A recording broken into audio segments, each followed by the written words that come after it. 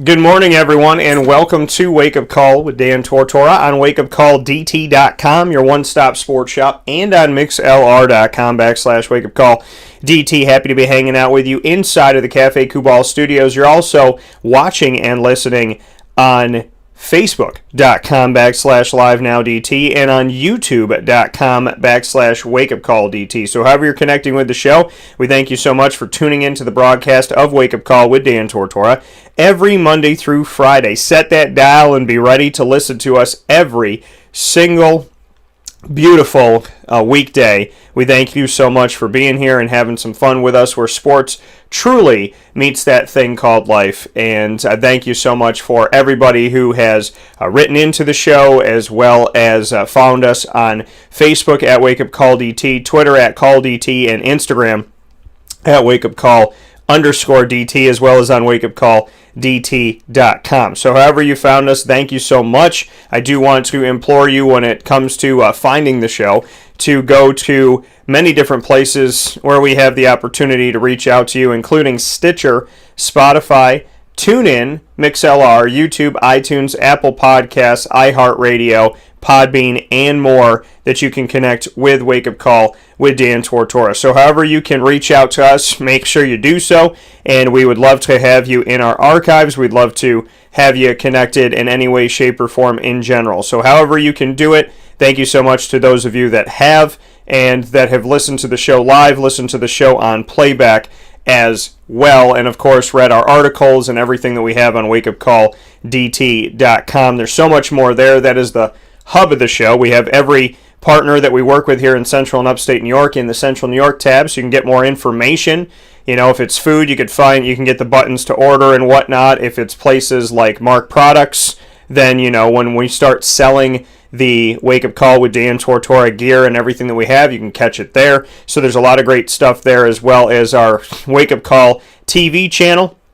So you can watch us back on our internet videos. We have the overall channels of going back to the archives, and they go back all the way to 2012, so you can check that out as well on the archive page. And of course the articles page, like I said, with over 500 articles written on there. So make sure that you definitely check it out and connect with Wake Up Call with Dan Tortora whenever you can. So, with that being said, we have two fantastic guests on the show today that I'm very excited to be able to involve. Every Thursday, we have the man on the show. He is no stranger to the broadcast. He is Papa Joe. He's so good that you can give him initials and people know it. PJ is here with us, and he'll be talking with us on the big game, the Bucks and the Chiefs. Brady winning we'll be talking about Brady winning yet another championship game, his 7th, and being there 10 times. So we'll talk about that. We'll talk about Tom Brady as the GOAT, and we'll have a fun conversation with that. We'll also talk about, with Papa Joe right by the Jacksonville Jaguars down in the Sunshine State, we'll be speaking with him on his thoughts on the fact that 3 former Jaguars are now getting rings in Blaine Gabbert, a quarterback, Jadon Mickens, a returner and a wide receiver, as well as Leonard Fournette, their former top 4 pick running back out of LSU, who just went over to Tampa this season. So we'll talk about all of that, as well as the commercials and the halftime festivities with PJ in just a minute here. And then in hour number 2, we'll have at 10:15 a.m. Eastern Time, Leo Rautins will be joining the show. Leo Rautins, a Syracuse Orange basketball alum, will be joining the show. TV analyst for Sportsnet, as well as TSN and NBA TV Canada, will be joining us to speak on the Toronto Raptors, a team that he has covered forever and a day. So we'll be speaking about all things Toronto, and believe it or not, him and I haven't been on the air to celebrate their 2019 championship, so we'll be doing that today as well. And I came well prepared. For those of you that can watch on video, I'm wearing my new Toronto shirt. I've never worn this one, and you can see the Toronto on the back. So I'm ready for this. I'm ready for the conversation. I'm ready to get into it and to have some fun. Speaking on my Jaguars in hour 1 and my Raptors in hour 2. So you know that I am well taken care of today and very excited to be on the show. So with that being said, let's bring in the man of hour number 1, none other than the man that they call Papa Joe. PJ, how we doing? Hi, Daniel. What's up? Not too much. And what do you think about the fact that you're becoming so well known as a household name that all I have to say is PJ and people get it? Oh my goodness! Thank you. So that's I'm going to be down in Florida in less than 2 weeks. So we're going to be doing a wake up call on the road # wake up call OTR, and we're going to be down in Florida doing Florida in Focus. And I'm really excited about it. I'll be down there in just a few days. So tell me that it's getting nicer. Is it getting warmer? Because I was hearing I was going to get 70s and maybe 80s. So what's going on down there? Well, today we're going to have a high of 81. Okay. And a little bit of a fog, but if the fog is burned off and looking for the sun to come out, so you should be you should have a good long-term forecast. It's good. Good. I'm excited about that. Stretching here in the morning. You get all tight up here when you're in the winter. You got to kind of shimmy it and shake it a little bit here. But a little frigid. It's currently snowing today. Snowing right now. I don't mind it. I don't mind the snow. I genuinely don't. I just look forward to. I'm looking forward to palm trees. I'm looking forward to sun. I'm looking forward to how that Florida air makes me feel. And, obviously, I'm looking forward to seeing loved ones, and I'm looking forward to some Disney time because I need that. So, what can you, it's been over a year, PJ. What can you, it feels like I haven't seen you in 5 years at this point. Yeah, it's been a long time, Daniel, and, you want to stay in touch with your loved ones, and we do that with your show and everything else. So, I see you on Facebook, and I see you on my email and whatever, So I know you're still around, and your show is doing fine, and I think you're going to have a good stay down here. I think that the weather will break for you, and you'll probably get to visit some places that you would like to go to and eat, and you should do a little shopping and have a little ice cream cone. So there's all sorts of things for you to do down there. I got to let you know, PJ, because I know you're a Tommy Bahama fan. I actually found myself up here. I know I told you before, I randomly found some Tommy Bahama cologne, and so I got the orange one, the original one, like for men, and I was just able to get another one, a purple and gold striped box. So now I have two Tommy Bahama colognes. I think this one is like Saint Bart's or something like that, But I'm rocking two different types of Tommy Bahama now. I'll probably bring it down. I got to bring it down with me. Of course, my son breaking my balls all the time because I wear Tommy Bahama exclusively, just about. Yeah. And I got some hand-me-downs here. I said, Joe, he says, I got some beautiful clothes here that I'm not going to be wearing anymore. I says, come over and pick through what you want.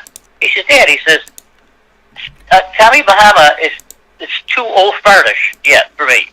I'm only 42. I don't want to be saddled with a Tommy Bahama brand when I'm in my 40s. If I'm in my 50s, maybe late 40s, then maybe I can wear it. So that's his. He doesn't like it. He doesn't like the brand because it's too old fartish. Well, I'm going to say this to Joey, and I'll say this to you as well. He's meatball number one, I'm meatball number two. So if meatball number one says no, meatball number two gets first crack at it. That's how I look at it.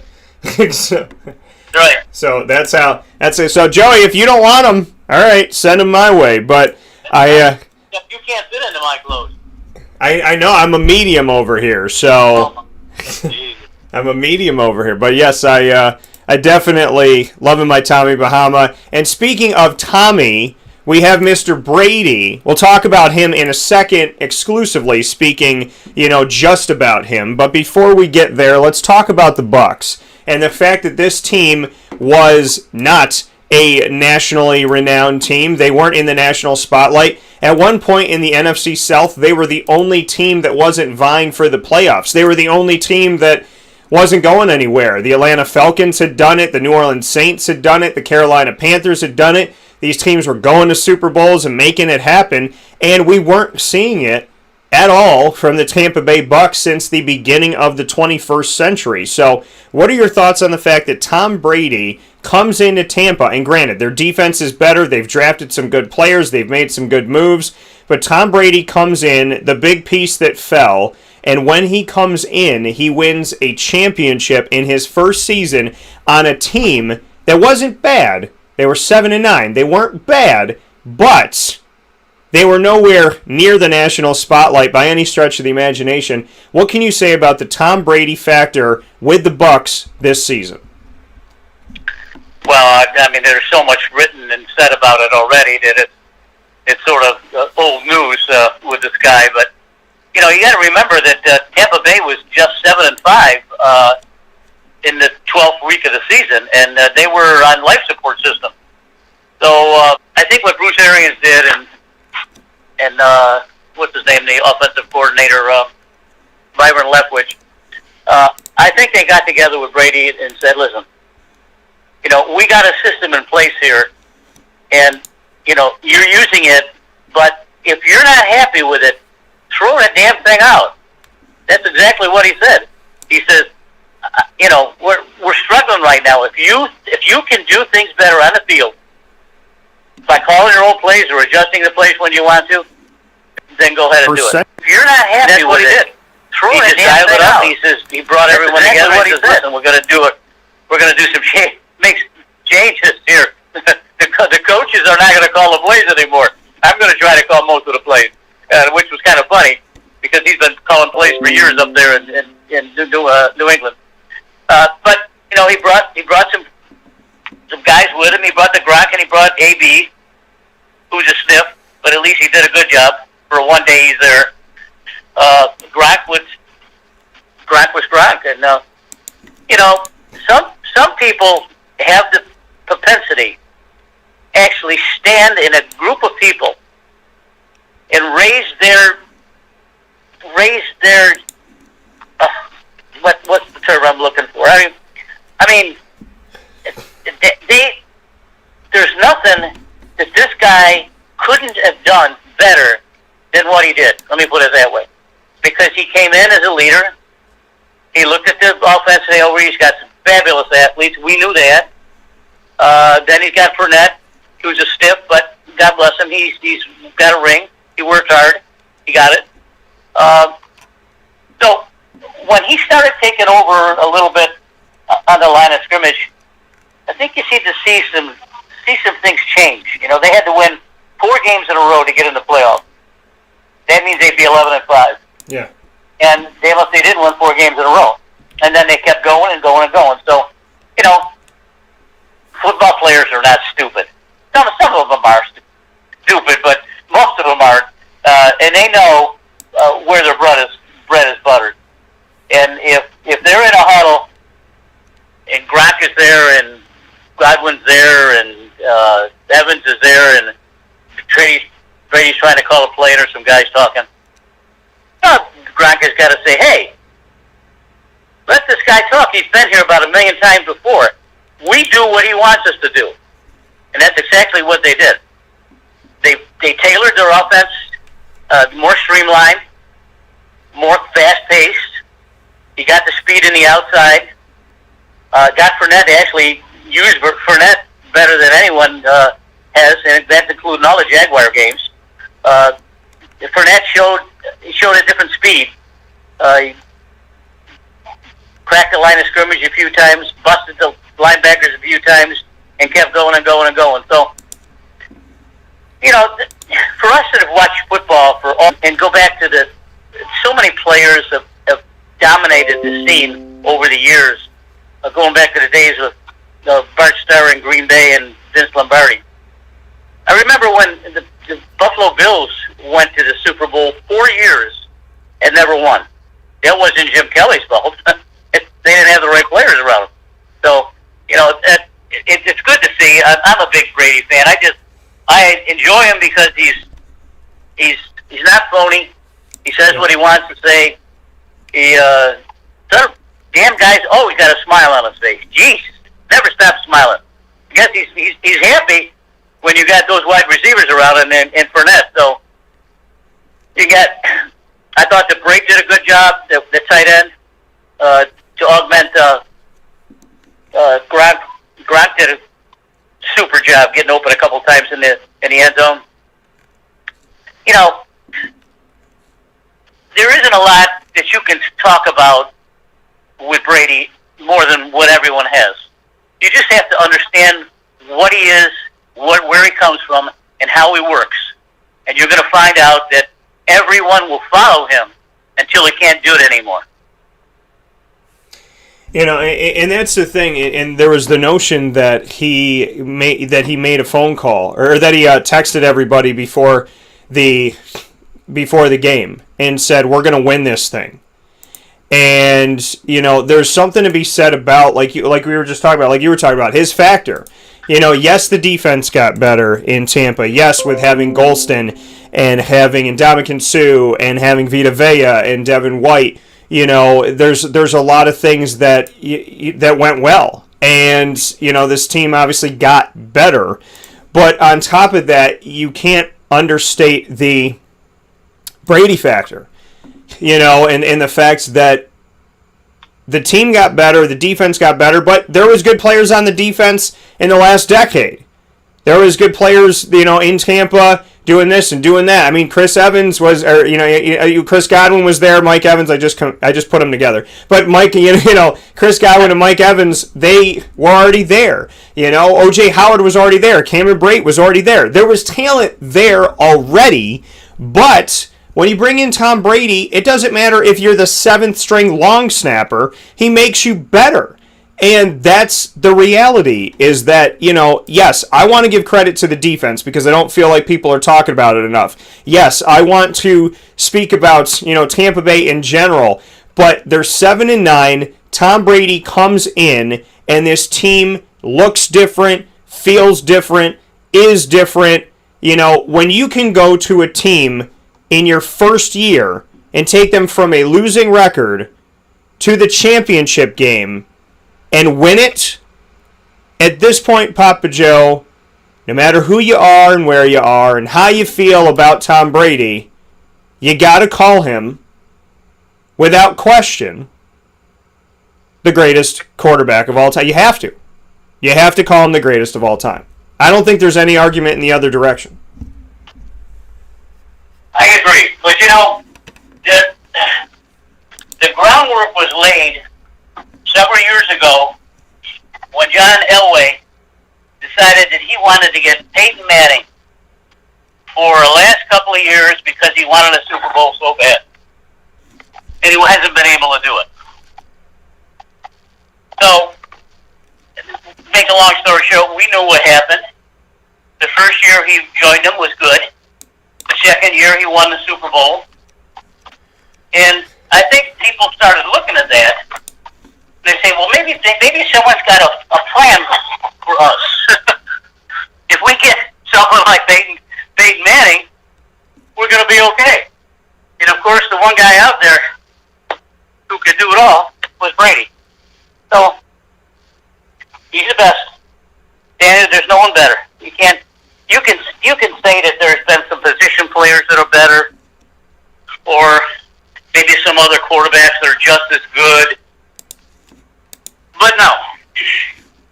When you say the greatest of all time, I think we need to put that to bed and give the man his due and look for next year and see what happens. You know, and we're going to be able to see. We're going to be able to see just how far this team has come by next year. Because I think they're going to they're going to try to put the team together. They're going to keep the team together. Sign up the free agents that they got to do. Tweak on the draft. Tweak or twerk on the draft. Tweak, I guess. Yeah. And then they'll be okay again. So, what I don't want to see is I don't want to see him fail so bad that he's an embarrassment out there. And I saw that with Fran Tarkenton. I saw that with Joe Montana. I saw that with Joe Namath. You know, these guys, I don't know what Brady does. Brady, you know, everyone talks about his conditioning and his diet and and the way he carries himself, and he must really truly believe it, because at 45 years old, he is not. He looked great out there. I mean, there's only so much you can say about the guy. I mean, the guy delivers, and he look at when you can go into a room, mostly brothers, and say, "Listen, fellas, y'all know me. I've been around. I've won a few championships here and there. I have an outline for this team that will allow us to achieve our goals, and I want you to buy into it. I'm not asking you to buy into it. I want you to buy into it. If things are a little skittish to begin with, that's okay. We'll get used to each other." Yeah. And the season went along. The defense started playing better. Offense started scoring points. Brady was happy. Arians was happy. Everyone was happy. All of a sudden, they're 11-5. They're in the playoffs. Now they're a dangerous team. Who the hell wants to play Tom Brady in the playoffs? Right. Oh, way, Jose. And, of course, my bros, I had to do it. My bros in Milwaukee can't do it again. I got to wait till next year. Well, and the thing is, when we see what Brady has been able to do, I mean, and I just wrote it while you were talking here. People could see it on screen on Facebook.com/LiveNowDT and on YouTube.com/WakeUpCallDT. 7 rings, 10 Super Bowl appearances. He's been to the NFL championship game more. I mean, there's teams in history. The Jacksonville Jaguars have never been there in almost 30 years. He has been there 10 times. Not only has he been there 10 times, but like you mentioned, Buffalo, 4 times in a row and they don't win. Been there 10 times, he's won 7. He has a 70% winning percentage in the biggest football game in the world. He has more rings than any single NFL franchise. He now has more rings than the Steelers, more than the Cowboys, more than the Niners. He was a champion this year at 43 years old, almost 44, closer to 44 than 43, and he won a championship game in his first season with the Bucs. After winning 6 with New England, he comes to Tampa in his first year and wins with the Bucs. So there's something to be said about you shift to another team and it doesn't even take 5. So few people in sports can do that. And that is why I finally today, this week, last week, this is why I finally have said, without question, Tom Brady's the GOAT. Okay? All right, can we talk about arm strength and say, okay, maybe this guy could throw better, maybe this guy had better vision? Yeah, we could talk about that. But when I look at a quarterback going to another team after winning 6 championships and I go, well, was it because he had to be with Bill Belichick? Was it this? Was it that? Was it the scheme? When he goes to Bruce Arians and he goes to Tampa and this thing happens and this thing works and Tom Brady does it again on a team that had a losing record, on a team whose quarterback was throwing almost as many interceptions as touchdowns, 33-30 last season with Jameis Winston. The fact that Jameis, what's up? the facts I tried to not say I was going to let you say it, but I had to. But the fact that Tom Brady could go to another team without his coach, without that system, without everything going on in New England, and he could turn a team around, win a team that was not in first place, a team that was not vying for the playoffs, a team that was not, one step out of winning the championship last year, to come all the way here, bring them all the way to it, win it in his first chance with them.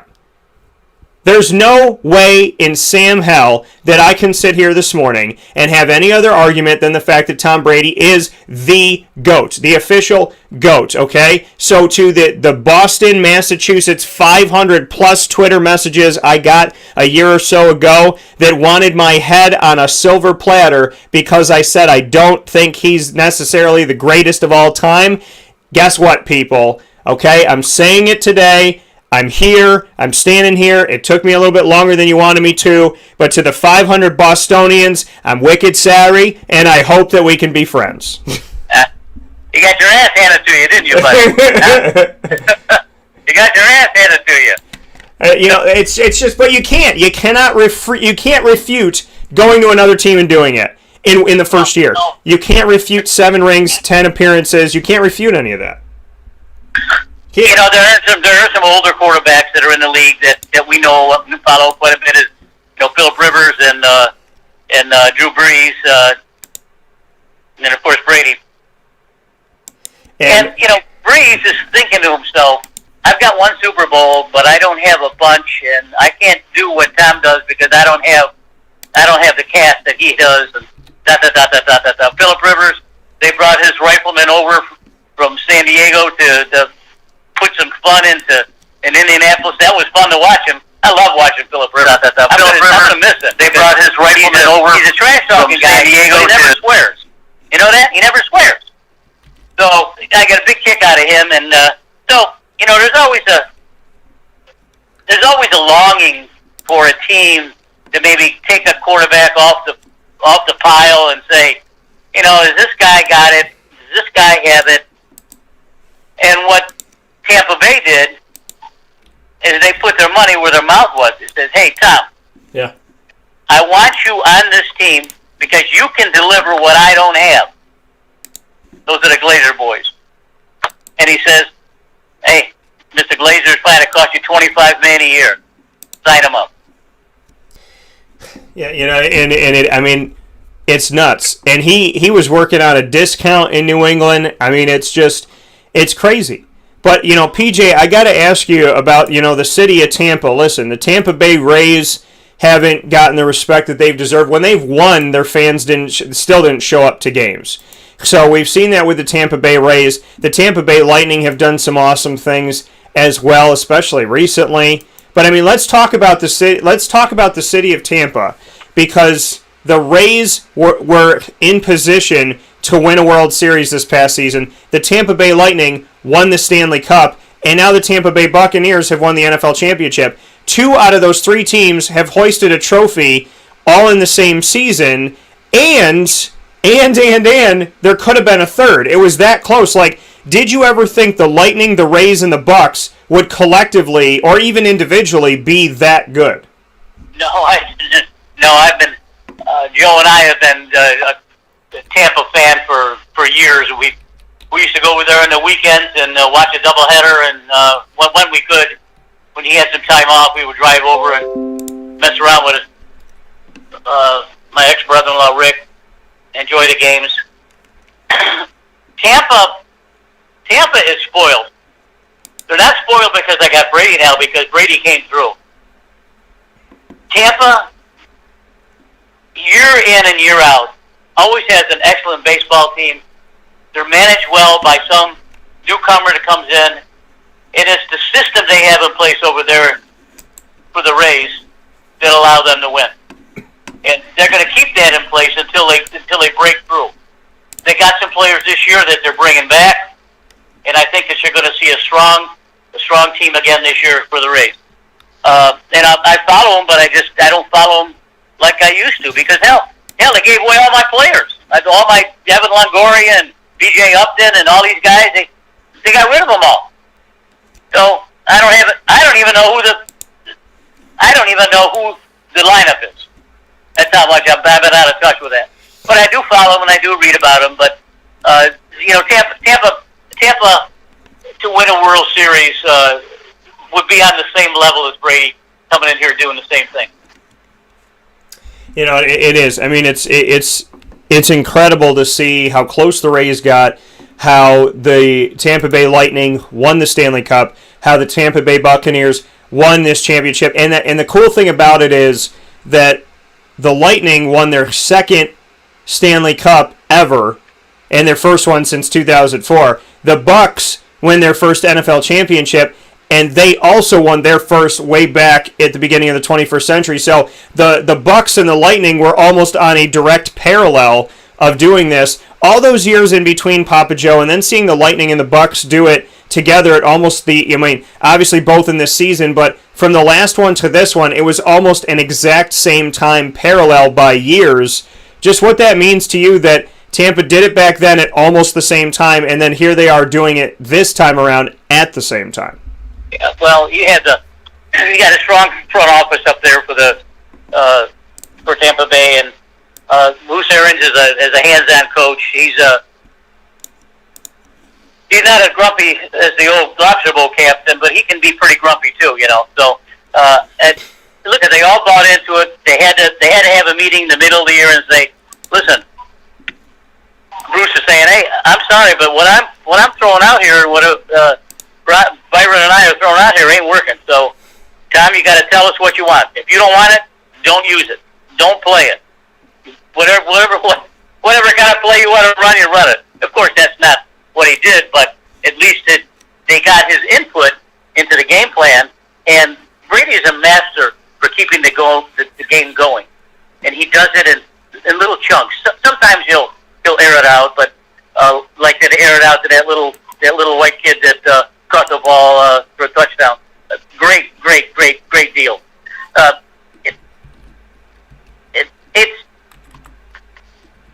It's wholesome to see that a man with these kind of ideals and his lifestyle can actually win over the brothers in the locker room.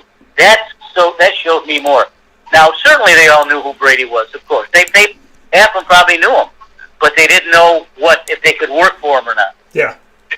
And that's what he did. I mean, he won these guys over and say, hey, they didn't bring this guy here for $25 million for nothing. Okay?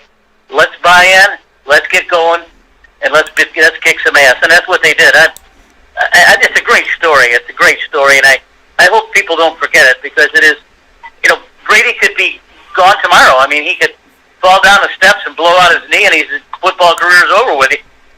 Or he may not play next year. Yeah. And Breeze may not play next year. I don't think he is going to play next year, but we all should appreciate what we saw this last week.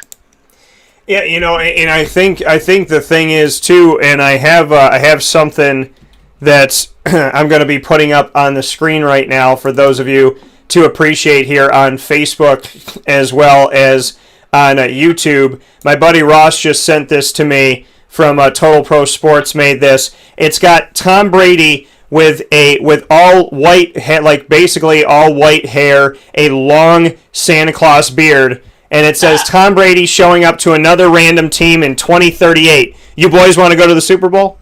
So the 2038, that's good. So Tom Brady finding a way to get it done.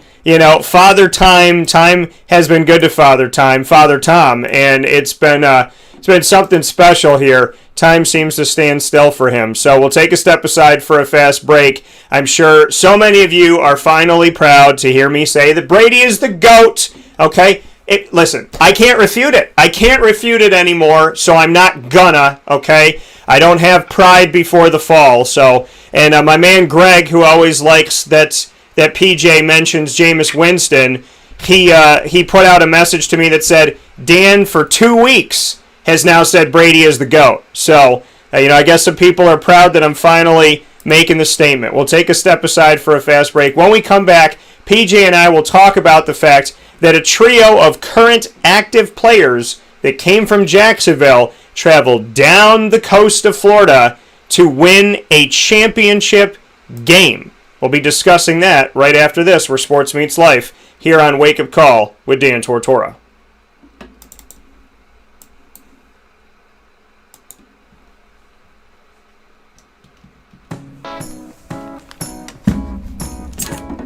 In these unique times, there are those in our community that give us a sense of normalcy and positivity. Pizza Man on 50 Oswego Street in Baldwinsville has been here for you for over 35 years and is here now.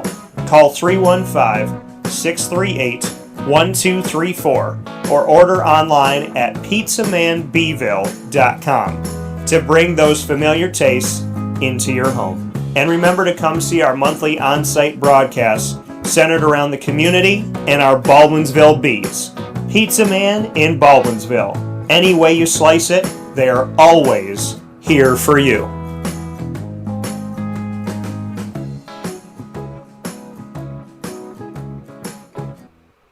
I'm George Townsend of Honda City with some good advice when buying a new car. The true cost of owning a new car is determined by the appraised value when you trade it. No vehicle appraises higher than a Honda. Next, look for low APRs and deep discounts. You also want low maintenance costs and great fuel economy. That's why my advice to you is to buy a new Honda. Looking pre-owned, visit our Honda Certified Used Car Center. Honda City, 7140 Henry Clay Boulevard, Liverpool, or HondaCity-CNY.com. It would be a pity if you don't shop at Honda City.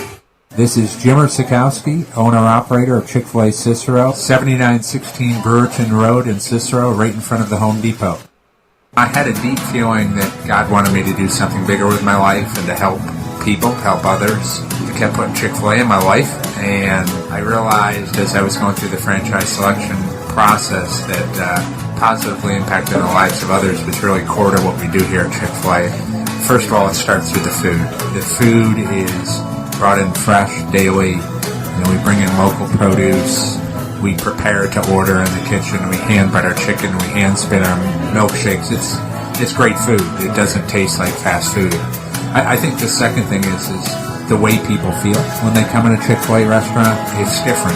We try to treat people with intentional kindness here, which is very different and deeper than good customer service. And so I think it feels remarkable for most people to come in a Chick-fil-A restaurant. And then lastly, the impact that we try to have in the community is very different. It's a big part of the expectation of every operator of a Chick-fil-A restaurant is that they're actively engaged in their community, they're a leader in the community, and they're making a difference. When they realize that what we're striving to do is to shine a little light in their life, that's a very, very different experience than you will have in any other quick service restaurant.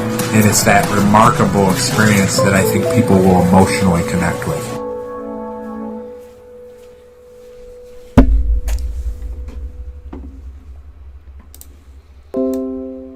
Welcome back here to Wake Up Call with Dan Tortora on wakeupcalldt.com, your one-stop sports shop, and on mixlr.com/wakeupcalldt, where you're listening. You're also watching on Facebook Live on facebook.com/livenowdt, and on youtube.com/wakeupcalldt. So however you're tuning into the show, thank you so much for being a part of it.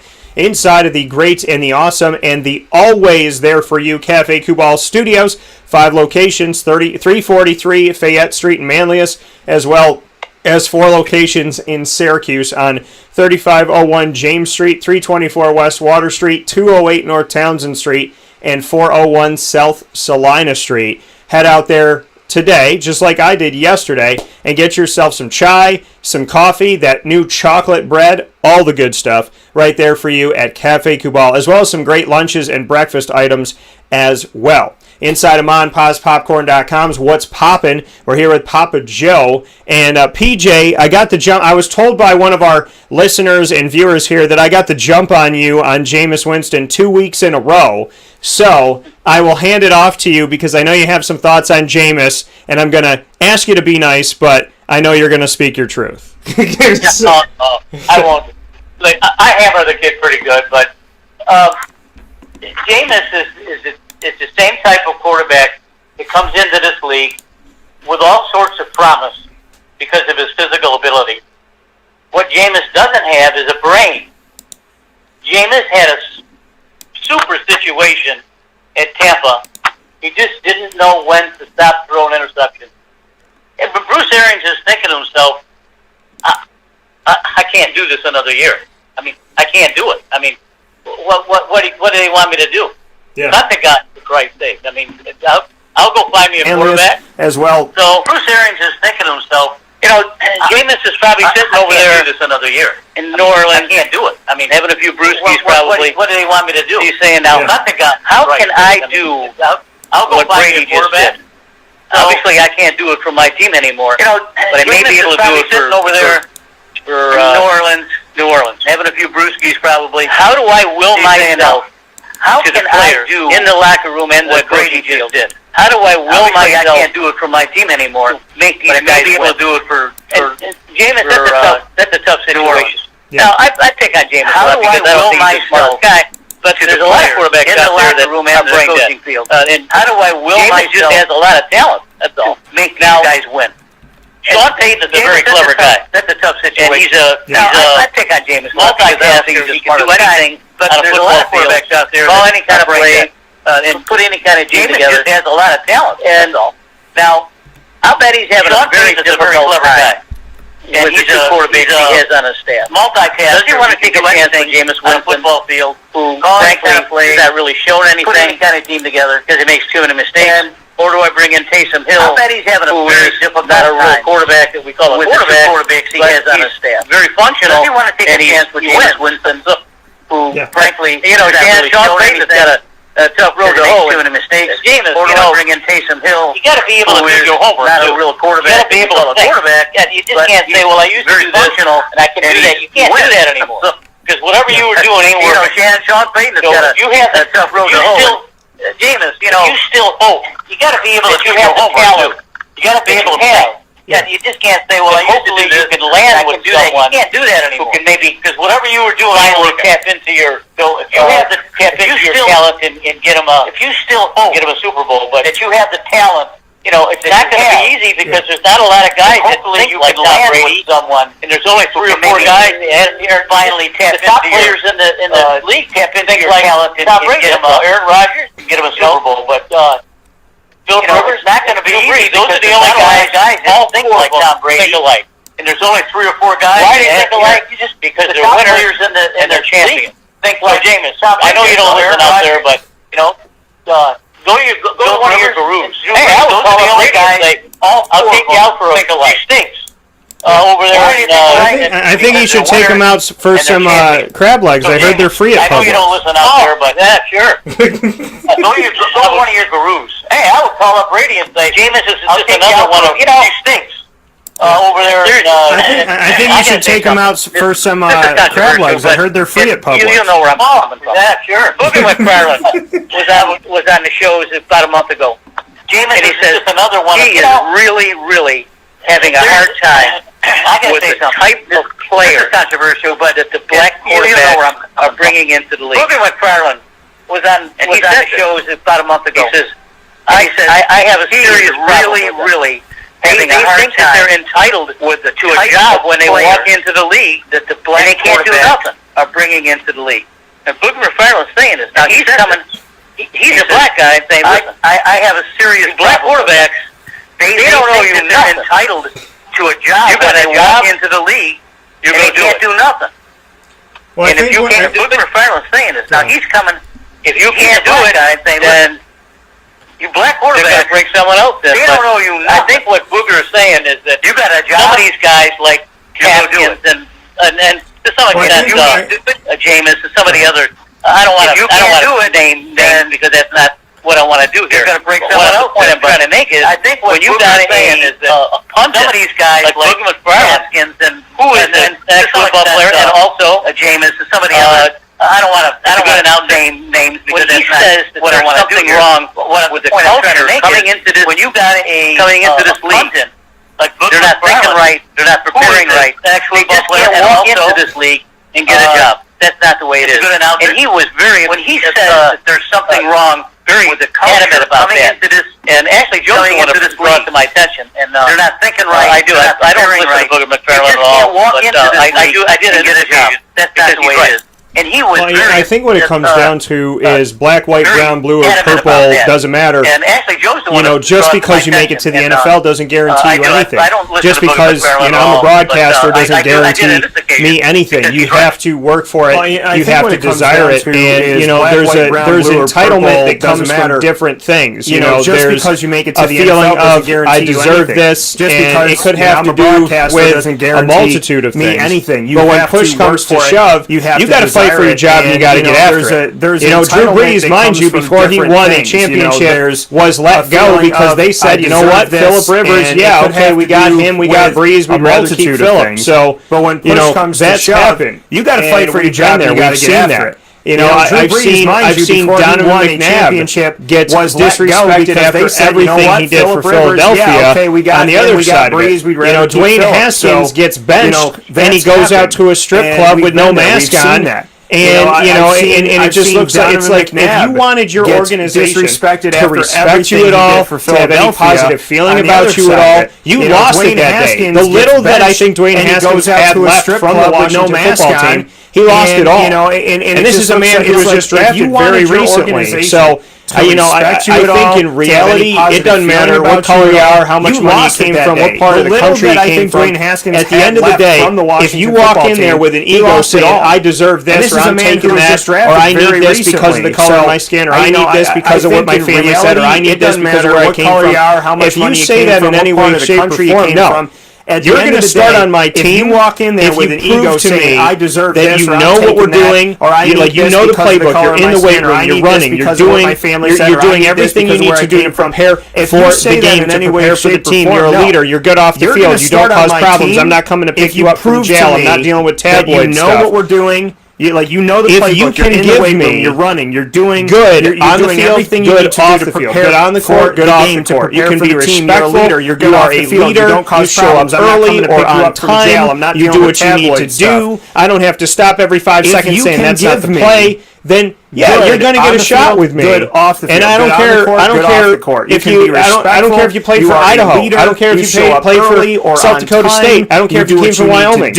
At the end of it all, every 5 seconds saying that's not the play. I want talent. Yeah, you're going to get a shot with me. Into leadership. And I don't care. And I want that leadership to progress forward and never rest on the laurels of the talent or this is where I came from. South Dakota State. I cannot stand Wyoming. If you have an ego, at the end of it all, we're not friends. I want talent. I don't have people around me that walk into a room and say, I deserve this because I'm forward here. And never rest on the laurels of the talent. Guess what? This is where I came we're all from. here. I cannot stand So it's about working toward that. If there's one lollipop and I don't 500 people want a lollipop, into a guess room what? And say, I deserve this. You need to outwork it. So because I feel like it's hard, it's difficult. So it's as a about general manager, it would kill me to have to cut players. But in reality, if you work for Dan Tortora Broadcast Media and you show up late, you need and to you outwork don't care. It. So and I had somebody that would show up late or not show up at all, not show up for reality. If you work for Dan Tortora Broadcast Media, she was never like focused. She didn't know what to do. The job was really easy. I was like, I can't keep you on my staff because I don't want to deal with this. I don't want to deal with someone who was doing drugs last night and forgot to wake up this morning. She was never like focused. It's the reality of we can say whatever we want to say, and people can spin it however they want to spin it. But in all reality, because I don't want to deal with this. I don't want to deal with sometimes you get fired from your job because you're not good at it, or you're not prepared for it, or you don't respect it. And it's got nothing to do with color. It's got nothing to do with money. It's got nothing to do with background. It's got nothing to do from what team you came from or what your last name is. Sometimes you lose your job you get fired because from you your don't job respect because you're not good at it, or you're not prepared for it, or you don't respect it. And it's got nothing to do with color. It's got nothing to do with money. It's got nothing to do with background. It's got nothing to do from what team you came from or what your last name is. Sometimes you lose your job because you don't respect your job. Don't understand one more item I want to bring up. It actually made their way to the field and produced. Now, sometimes, as I say, Daniel, I go back a long way with these younger players, and I go back a long way with the quarterback for the Washington Redskins back then was Doug Williams. Made their way Doug Williams field hasn't played in 35 years. Now, oh my God, we got a black quarterback coming in here. Oh my God, look at what's going on here. I go back a long way. We got this quarterback for Washington. Doug Williams back then was Doug Williams. Absolutely super nice man. Played in 35 years. Oh, super nice man. Oh my God, we got a black quarterback coming in here. Oh my God, look at what's going on here. I'm just a quarterback. We got a black quarterback. I'm just a quarterback. Well, so what does Doug Williams do? He single-handedly won that game. Oh, super for nice Washington. Man. Didn't listen to something like 9 million yards. A lot of it in the second half. A bunch of touchdowns. He couldn't. So what does Doug Williams do? They couldn't stop him. He was making all sorts of plays. And Doug Williams was not really the runner that much. For Washington, like James, somebody like 9 million yards. So all I had in the second half, a bunch of touchdowns, and he couldn't. They couldn't stop him. He was making all sorts of plays. And Doug Williams was not really the runner that much. The marginal black quarterback. That all I had to living, go back and listen to what Doug Williams used to talk about 35 years ago. Haskins? He as being a quarterback. Not a marginal black quarterback. A quarterback in the NFL. And he won. He won his way, and he... I don't understand why it's so hard for these kids to understand that you're not going to go into this league, you're not going to set everyone on fire. You're not going to do that. We got this, we got this. I go back, I remember Teddy Bridgewater when he came into the league for Minnesota. I thought he was best thing since sliced bread with his arm. And then he gets hurt, and he's probably never going to be the same quarterback. I look at Deshaun Watson, who's absolutely miserable situation he has over in Texas, but I think he's handling it wrong. If I were to advise him, I would say to shut up. Don't demand you're going to talk to the new general manager. Don't demand that you're going to have us stay and who's going to be your quarterback. That's not the way to run. You got to earn it on the field. James, you go back a long time. These guys that I've been talking about, go back and listen to some sound clips of Doug Williams, and you'll see what a black quarterback did 35 years ago. Well, and the thing is, I think we look at a lot of stuff. I look at Donovan coming from Syracuse and being completely disrespected by the Philadelphia fan base. They booed him. They had Ricky Williams jerseys on at the draft when he was drafted. I was down at Disney, standing right in front of my TV screen in my hotel room because I refused to leave until he got drafted. And, everything that he brought to Philadelphia and how Philadelphia fans hated him when he was there, hated him when he left, and now are begging for somebody to have the leadership that he had. So I think that... McNabb was a hell of a quarterback. He was a hell of a quarterback for Syracuse. He was a hell of a quarterback for Philadelphia. And you're right, he was disrespected, and they actually booed his ass out of town, which I hated to see. But, all of these, it's not good enough to say that you can do the job. You got to be able to show it. You got to be able to lead. That's all I'm asking these young kids to do, is to go back and listen to what Doug Williams said 35 years ago, and then try to emulate that. We look at, like you said, knowing to lead, and Gardner Minshew, one of those young kids that we have seen try to lead and put a lot of emotion, everything out there. Well, it looks like his very short-lived time in Jacksonville could be done. I have a list of teams that he could make sense with. I'm going to read off this list, and then I'd love to get your thoughts, PJ. The teams that I think that Gardner Minshew could go to and could fit on and could win on are as follows. Now, I can skip over Seattle, San Fran, Los Angeles, and Arizona. But I'm going to look to some other teams here. So nothing in the NFC West. But I can tell you this. Carolina, because Teddy Bridgewater, I don't think they're 100% sold on. Atlanta, to learn behind Matt Ryan, who will retire, I think, more sooner than later. So I could see him there. So let's say Atlanta, let's say Carolina. Chicago, ironically, who already got another one of Jacksonville's quarterbacks who they gave up because they wanted Gardner over him and Nick Foles. But Chicago. I would also look to... the Detroit project's interesting, but I'm not going to include them in this.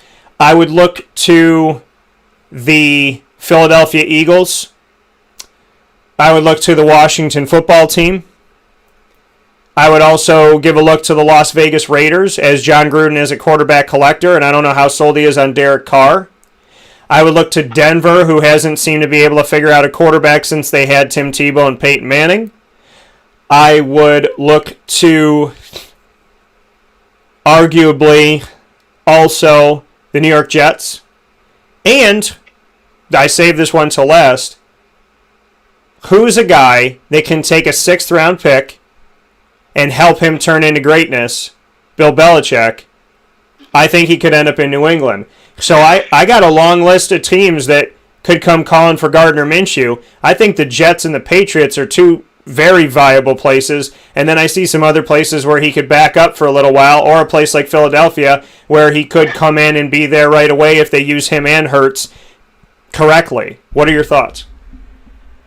Gardner is certainly a misunderstood young man. He's a happy-go-lucky guy. He leaves it all on the field. I don't think that our team used him in the correct way. He probably could do a lot better with a better quarterback coach or an offensive coordinator.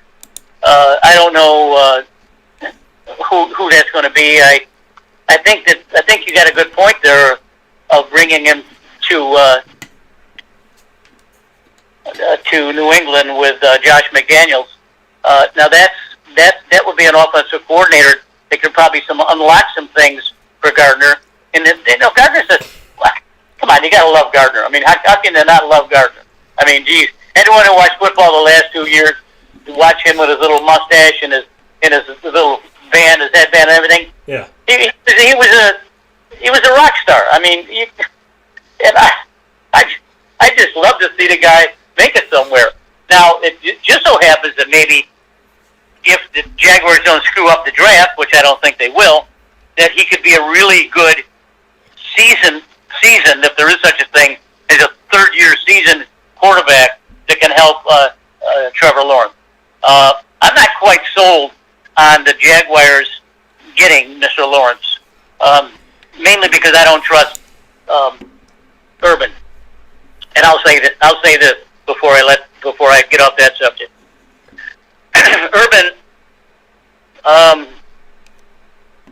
Urban has to have things his way. We know that. Yeah. Know that he's got to have things his way, and he's going to have to come up with an offensive coordinator who I've been waiting for them to assign a job to, and they haven't done it. I thought Scott Linehan was a shoo-in, and no one's doing anything with him yet. So there are some areas that are open, and I think that Minshew would be a big benefit if he stayed on the Jaguars and actually worked with Trevor Lawrence. And as I said, I'm not sold on Urban Meyer drafting Trevor Lawrence. Okay. I wouldn't be surprised if he tries to slip Justin Fields in there, mainly because he knows Justin Fields. He knows what he can do on a football field. He put him with the very best athletes he could possibly be. He won a championship over there. So, but he didn't win a championship with Urban. Urban won it with some other guy, another couple of guys that never made it in the NFL. Yeah. So I'm looking at that. I'm looking at Urban trying to make a little light of the situation and say, we got a character on this team. We got to use this guy. We got to feature him somehow. We got to do this. We got to do that. We got to have signings. We have to have, play it up a little bit. I think that Gardner would be a great advantage to any young quarterbacks that comes into the Jaguar fold. Yeah, and I think, I do think that there's some reasoning there that if he were to stay, that he would be an extremely viable backup, which not a lot of teams have, and he would give the opportunity for, he would really create something special for the Jaguars. He would give them an insurance policy, and he could be there to train and motivate and to help Trevor Lawrence or Justin Fields or whoever they draft. But, I think the reality of it all is it would be good to have him there. And at the same time, you want to play. Now, I think Gardner would fall on a knife. I really do. For the right person or the right franchise, I think he would. I think he has. And, I think ultimately, if he were to go somewhere else, then, I see a lot of viable spots. And I'd love to hear what people think of them, but I see some viable places for him. I think Philadelphia, I think the Jets, I think the Patriots, I think those places make sense. I think Atlanta, I think Carolina, like I said, I think Chicago. I think there's places, Las Vegas, that would fit with this situation. And, he's a young quarterback. He was begging to go out there on a team that was winning nothing. He was begging to play on a team where he was going to get hit. He was begging to be behind a line that has not stayed healthy altogether in years. And he was putting himself in that position. So, I think there's a lot to be said about, and again, just like I told people before, I warned everybody about Jalen Ramsey, Telvin Smith, Yannick Ngakoue, as well as Marcel Darius well in advance. I warned you about some of those guys 3 years in advance, 2 years in advance. They're all gone. Okay, there's reasoning why. Dan, they're really talented. Yeah, they're also a head case. And Ngakoue went over to Minnesota, and look what they did. They shipped him like nothing. They brought him in, gave Jacksonville draft picks, shipped him out. So if he was that good and that wonderful, they wouldn't have shipped him to Baltimore. So the reality of it all is, at the end of the day, you cannot understate, undervalue, or underappreciate what a person is in the locker room when they are something good. Jacksonville had a lot of bad. Gardner Minshew is a good. I would love to be in that locker room to hear what he has to say. And I think at the end of the day, we really have to think about the locker room atmosphere, because I can tell you from being in Jacksonville's locker room for the better part of the last decade plus that when there's guys in there that are bringing the locker room down, the team sucks. And when there's guys in there trying to bring it up, the team might struggle, but there's hope for a future, and there's positive reinforcement, and there's better coming. So, talent is talent is talent is talent, but the talent that Jacksonville had that was ruining that locker room was not doing anything for the franchise to build toward the future. The talent that's in there now, and a guy like Gardner Minshew to lift up a team and to push them and move them forward. Listen, Jadon Mickens was in that locker room, and he is incredible. And he just won a championship with the Tampa Bay Buccaneers. I mean, there's a lot to be said about locker room atmosphere, and Gardner Minshew brings it.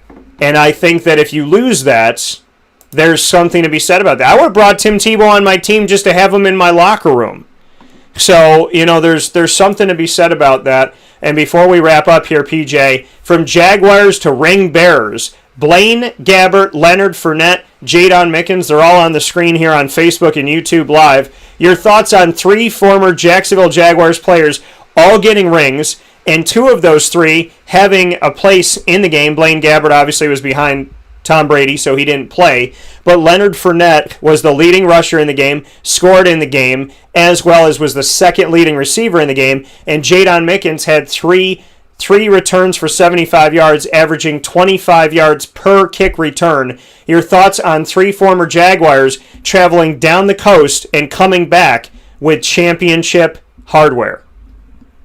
Well, that's a good story. I was just reading something about Minkins yesterday, about where he was drafted by Jacksonville, and this is 3 years ago, and he was sleeping in his car in Everbank Field because they didn't have a place to stay.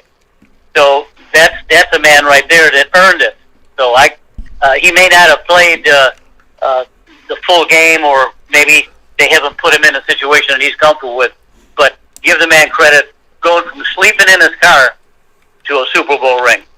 And Fournette, I'm not going to talk about Fournette anymore. I'm all done with him. He's a waste. If they want to keep him, fine. That's their problem. Now Gabbert is a guy that I trumpeted an awful lot when he came in the league. I thought he was the one that was going to help us. He's strong arm, smart guy. Just didn't work. And it's, you have to. The coaching has been so poor with Jacksonville over the last 10 years that no one can get any traction. There can't be anything that they just can't get going forward. Now, and that's where it's going to take someone like Urban Meyer to say, listen, this is what we're going to do, and this is how we're going to do it. Now, if you don't like that, you go find other place to play. He's going to make that very clear. That's Urban. That's an Urban Island right there. And he will get it right. And he's not going to fail, Daniel. This guy's not going to fail. He's got too much ego, and he's not going to fail. And going from Gus Malzone to the Urbanator is quite a different ship. I'm not sure that Urban is doing an awful lot of research, and that I know for sure because I read it in one of the pundit Jacksonville newspapers. He's doing an awful lot of research, and he's going to have maybe 10, 12 really good picks, and he's going to have 5 or 6 guys that he can grab on free agent because they have such a nice cap figure. So he's doing a lot of research, and he and Balky are going to come up with a plan here. And I don't know if he's got to run it by Mr. Khan, but I think I'm really looking forward to what Urban is going to put forth. Nothing has come out of Jacksonville. Nothing at all. Nothing. It's a very quiet time. There's just Chiefs players.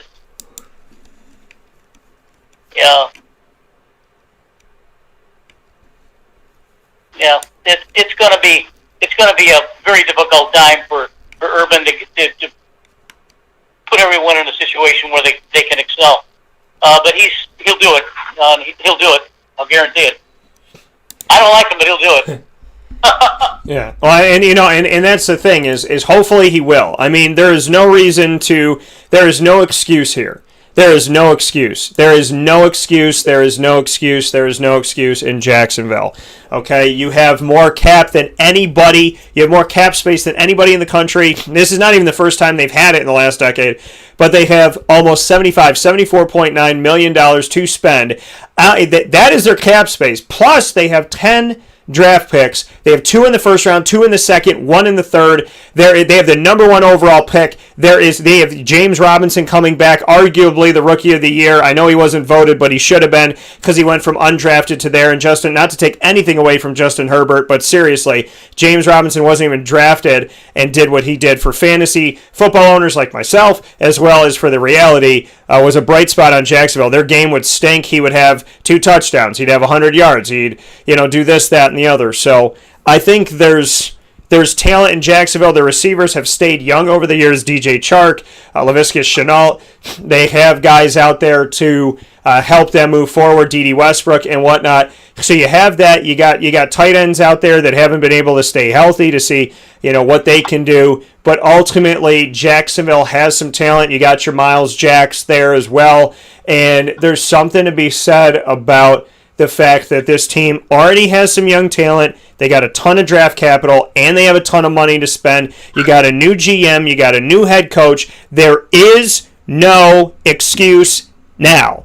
And it should fire them up like nobody's business, especially all the teammates of Leonard Fournette and Jadon Mickens, to see these guys travel down the coast a few hours and not do okay. Not have a better season than them, but to win the dang championship when you're sitting up there. You're the worst team in the nation. They're the best team in the nation. That should spark every Jacksonville Jaguar practice squad and 53-man roster player to say, you know what, enough's enough. We're done with the BS, and they need to get to work and do their job. Because if it doesn't light a fire under your butt that your teammates just won a ring, nothing's going to. That's true. Well, we'll find out soon enough. We will. And coming from Papa Joe here, I'm fired up, PJ. I'm ready now. So, with that being said, Papa Joe here with us every single Thursday morning to start the show. PJ, I appreciate you. I thank you for being a part of it, and I look forward to talking with you soon. All right, see you later. Bye. Take care. That coming from Papa Joe here on Wake Up Call with Dan Tortora, where sports truly meets that thing called life. I got to catch my heart on that one. I got fiery. So, but it's true. If you see your teammates, your former teammates, win a ring, and not just win a ring, but in the year that they left, right? In the year that you're the worst team in the nation, 1-15, they win a ring. They just left. So a lot of you had played with these guys, and not only that, but they're in the same state just a few hours south of you. If that don't light you up, I don't know what's going to light you up. So, it's time to have a fire under your butt, Jaguars, and it's past time, it's way past time to go to work. We'll take a step aside for a fast break. When we come back, Leo Rautins will be joining the show inside of MonPazPopcorn.com's What's Poppin'. In the meantime, go to MonPazPopcorn.com, order your favorite flavor, and use my promo code DT20. That's DT20 to get 20% off. Make sure that you do that here today, and we will be back with Leo Rautins right after this fast break where sports meets life. Leo coming with us to talk about them Toronto Raptors right after this.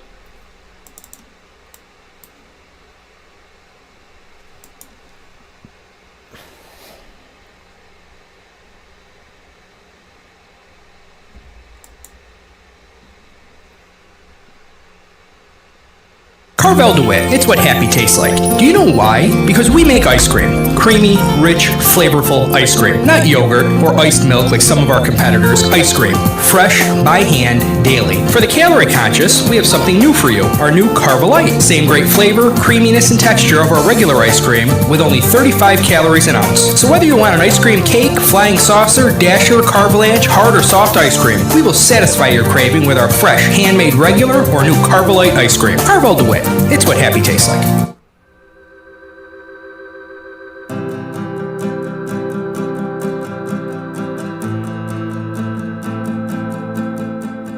Cafe Cabal offers same-day local delivery of our products, offering no delivery charge for Onondaga County. Shop cafecabal.com for fresh roasted coffee beans, cold brew, travel mugs, and all your essential Cafe Cabal needs. Cafe Cabal, coffee for the soul.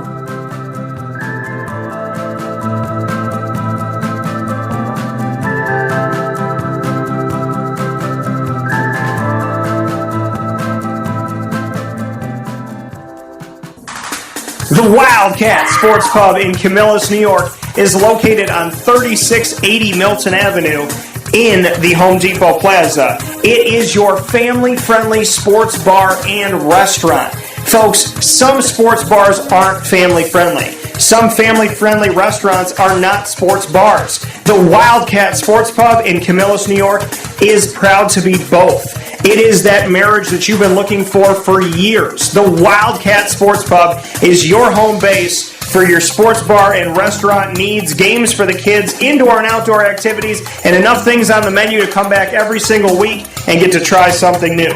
They're open Sundays from noon to 8 p.m., Monday through Wednesday, 11 a.m. to 11 p.m., and Thursday through Saturday from 11 a.m. to midnight. For reservations and party information, call 315-487-2222 for the Wildcat family-friendly sports pub and restaurant.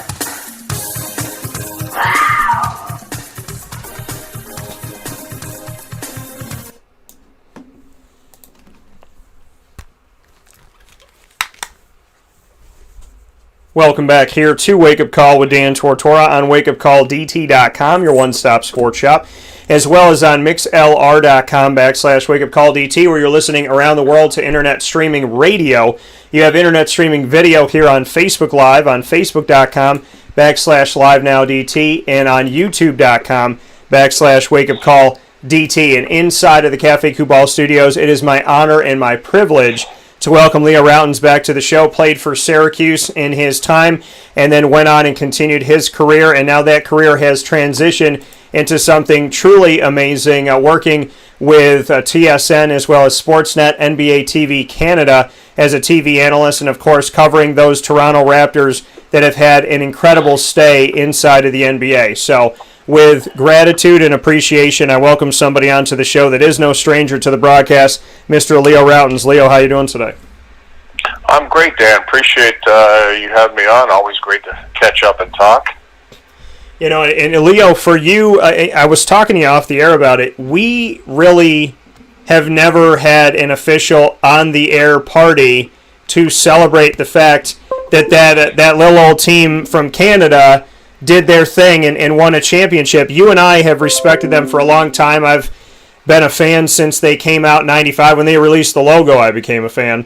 And so, you know, I went through many years, and I told you this off the air, many years of people saying, why would you like them? You're in New York. You should be a Knicks fan. Why would you like a team that's not even in the country? That was back when Vancouver was playing as well. The Grizzlies were up there. I mean, I have gone through over 2 decades loving this team before the championship ever came, and just what you can say about 2019 and the fact of people being very uneducated in what Toronto really does bring to the NBA. Yeah, well, it is kind of laughable. Toronto is part of the NBA, and the fact that anybody would say, why would you support a team in Canada, really doesn't make sense because it's a part of the NBA. So if you like the NBA and you like a successful team, it's a good team to watch. What people also don't realize is the Raptors are one of the most successful, financially solid, best in marketing attendance in the NBA. They've been so for a long, long time. A lot of it goes unnoticed, but and basketball is like taking off in this country. It's amazing when you think, the most NBA players in the NBA outside the United States are Canadian. And that number is going to continue to grow, and you see that influence just in Syracuse alone with Canadian players. That's going on in the NCAA. So the growth of the game is incredible here. And then you could also add to the fact that, how somebody in New York can say you should be a Knicks fan, that you got to look at a mirror on that one. Are you a glutton for punishment, misery, whatever the case may be? The Raptors, and then winning a championship in 2019 was just an incredible experience. The whole entire country. You got to remember, the Raptors also are very unique in the sense that not only do they have a city, but they have an entire country that follows them. And that's influenced all-star voting. It's influenced not only do they have a city, but when the Raptors were able to win a championship, literally over half the country was watching them win. We had a parade here in Toronto that was unrivaled. Several million people came out, and it was just an incredible experience. So there's been a lot of great things happening up here. It's been a lot of fun, and like everything, like everybody else right now, everybody's just trying to, deal with the pandemic and get through the pandemic. The Raptors not even playing at home right now; they're playing in Tampa because of the restrictions and the quarantine that Canada and Ontario have placed on the people, and doing so to be safe and protect everybody. So it's interesting times right now, that's for sure. Speaking here with Leo Rautins about the Toronto Raptors, and Leo, you talk about the situation up there in Canada.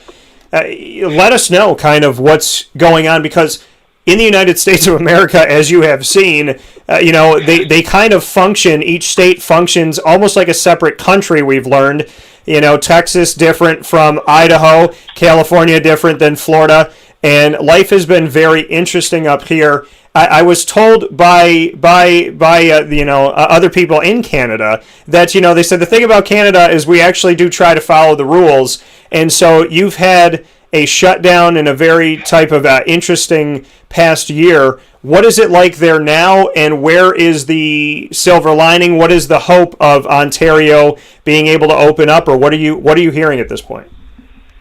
Well, as a person that lives in both countries, I live in Florida when I'm not in Toronto, and Florida is an absolute joke. It's a cesspool for the virus, and the actions during the pandemic have been, disgraceful, quite frankly.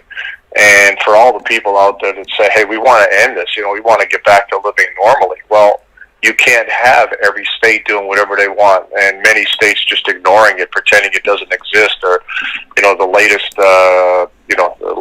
talk about a hoax and a fraud. I mean, things like that are just absurd. This thing is real. This thing is killing people, and unless you have a plan, so Canada has had their issues, no question, but the numbers, relatively speaking, are far better. And people do follow. Right now in Toronto, we've been under a stay-at-home order now for several months to try to slow things down. You absolutely have to wear a mask. You're not supposed to go anywhere or do anything unless it's essential business, or getting food, or pharmacy, that sort of thing. It's very strict, and rightfully so. I mean, nobody's enjoying this. Nobody wants it. People are tired of it. I'm tired of it. But the longer we continue to act like this thing doesn't exist, and we can do whatever we want, the longer it's going to be here with us. When I'm in Florida, I'm in absolute shock. That people walk around without masks. Bars are crowded. People are. We saw it in the Super Bowl.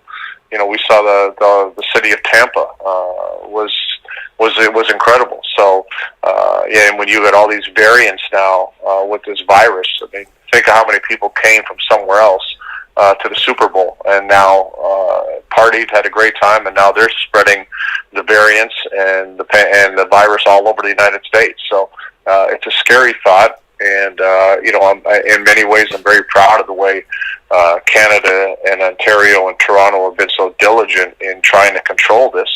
But ultimately, we also face the one issue that the United States faces on the vaccine. I don't think anybody truly prepared for the proper purchase, distribution, and effectiveness of getting that vaccine out to everybody in the right ways. I mean, I really believe that we're going to be doing, just like the flu, we're going to be doing booster shots continuously due to the variants and the dangers of this virus. So the fact that everybody, both countries, are so far behind in distribution of the vaccine is a little scary. Things seem to be turning a little bit, but without that, it's going to be a problem. So fingers crossed that everybody gets their act together and things start moving in the right direction. So, Leo, I mean, how have you been in this stay-at-home order? How have you been quarantining? What do you do? I know you have your job and you got a lot going on in coverage of the Raptors, but what do you do beyond that to pass the time? How does a Leo Rautins quarantine look? Well, it depends where I am. So right now, being in Toronto, when I was in Florida, in the initial stages of the pandemic, I have a yard, a pool. I can work out outside. I really don't have to go anywhere. I can isolate and still have sun and good weather. Obviously, it's a little different in Toronto.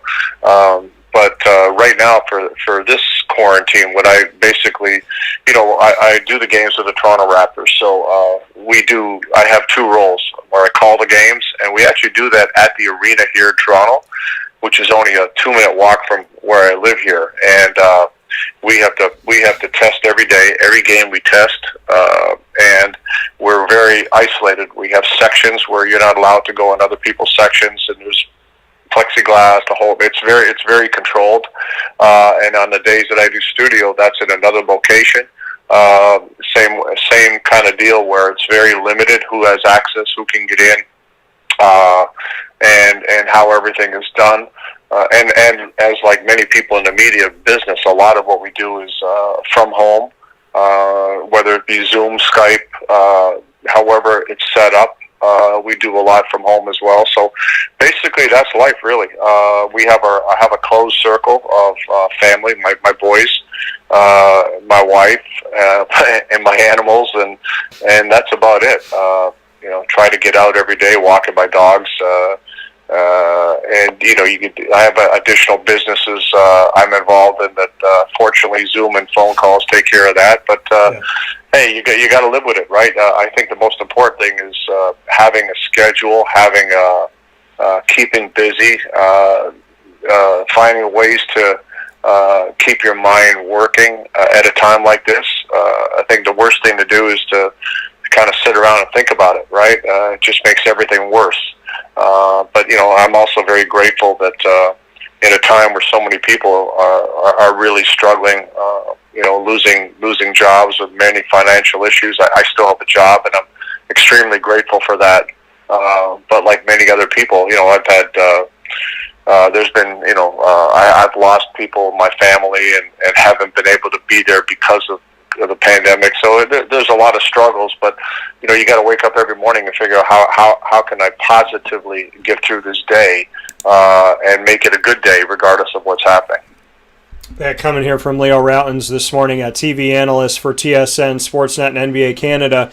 Leo, you said that you go down to the arena and you call the games. Obviously, the team is in Tampa; they're not home in the arena. What has it been like to transition into that this year? And you're live, but it's remote, and you don't have 19,000 people screaming around you.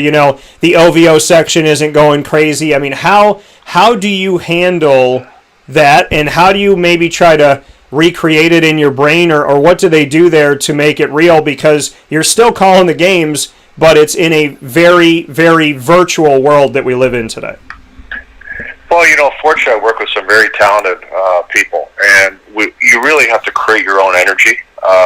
You have to basically visualize yourself at the game and react to what's happening in the game as if you were there, as if you were part of a 19,000 seat arena filled with people going crazy. So that's what we have to bring to the table. It's very different. However, I've done this before with international. Basically, visualize yourself at the game and react to what's happening in the game.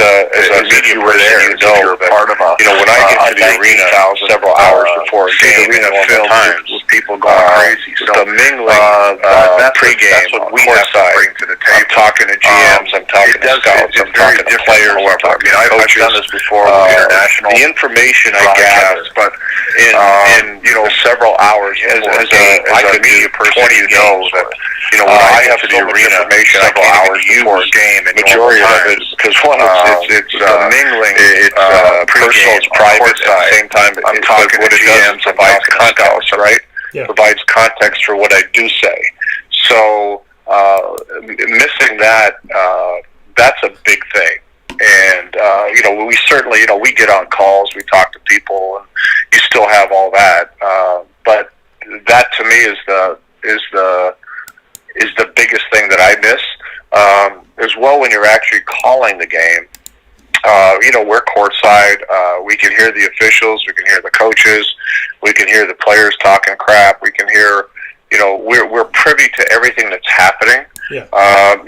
Now what'll happen is sometimes there'll be a call, and we're just like everybody else. We have no idea, what's going on. We're trying to figure it out, just like the guy at home is.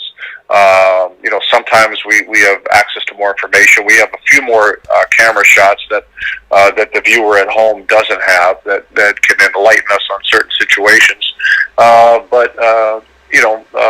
So a lot of times you're kind of flying off the cuff there, trying to go with the flow and see what you can how you can make it good when a lot of times you don't necessarily have everything you need. But that's life, and like I said, I'm just grateful that we're still calling games and the league has found a way to play. And for the Raptors, it's a difficult situation that not only that you're not playing in front of fans like everybody else, but you had to basically transplant everything to Tampa, and a lot of this happened literally 2 weeks before training camp. There was still some thought that maybe the government would allow the Raptors to play here, but like we see with hockey, hockey created a Canadian division where those teams don't have to cross the border, and the fact that you had cross-border travel, that just wasn't going to happen. So, the Raptors literally find out 2 weeks before training camp they have to play in Tampa. So now you're talking about moving families, kids, doing all kinds of things just to make it happen. And so when you think about the rough start for the team this season, that was a big part of it. All of a sudden you're everything going from being in Toronto to being in Tampa and changing your life, and I think that was a big part of the struggles they had early on in the season. So it hasn't been easy, that's for sure.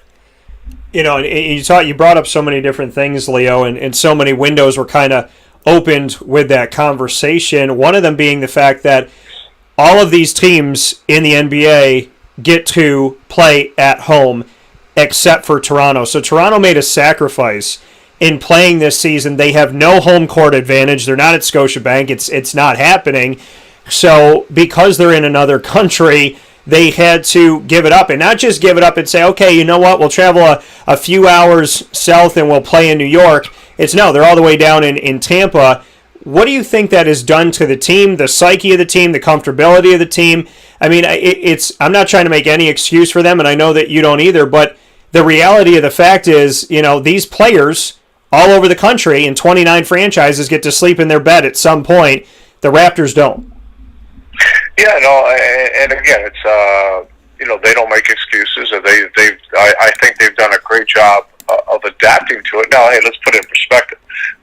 Nobody really has fans, right? So there's really no more home courts.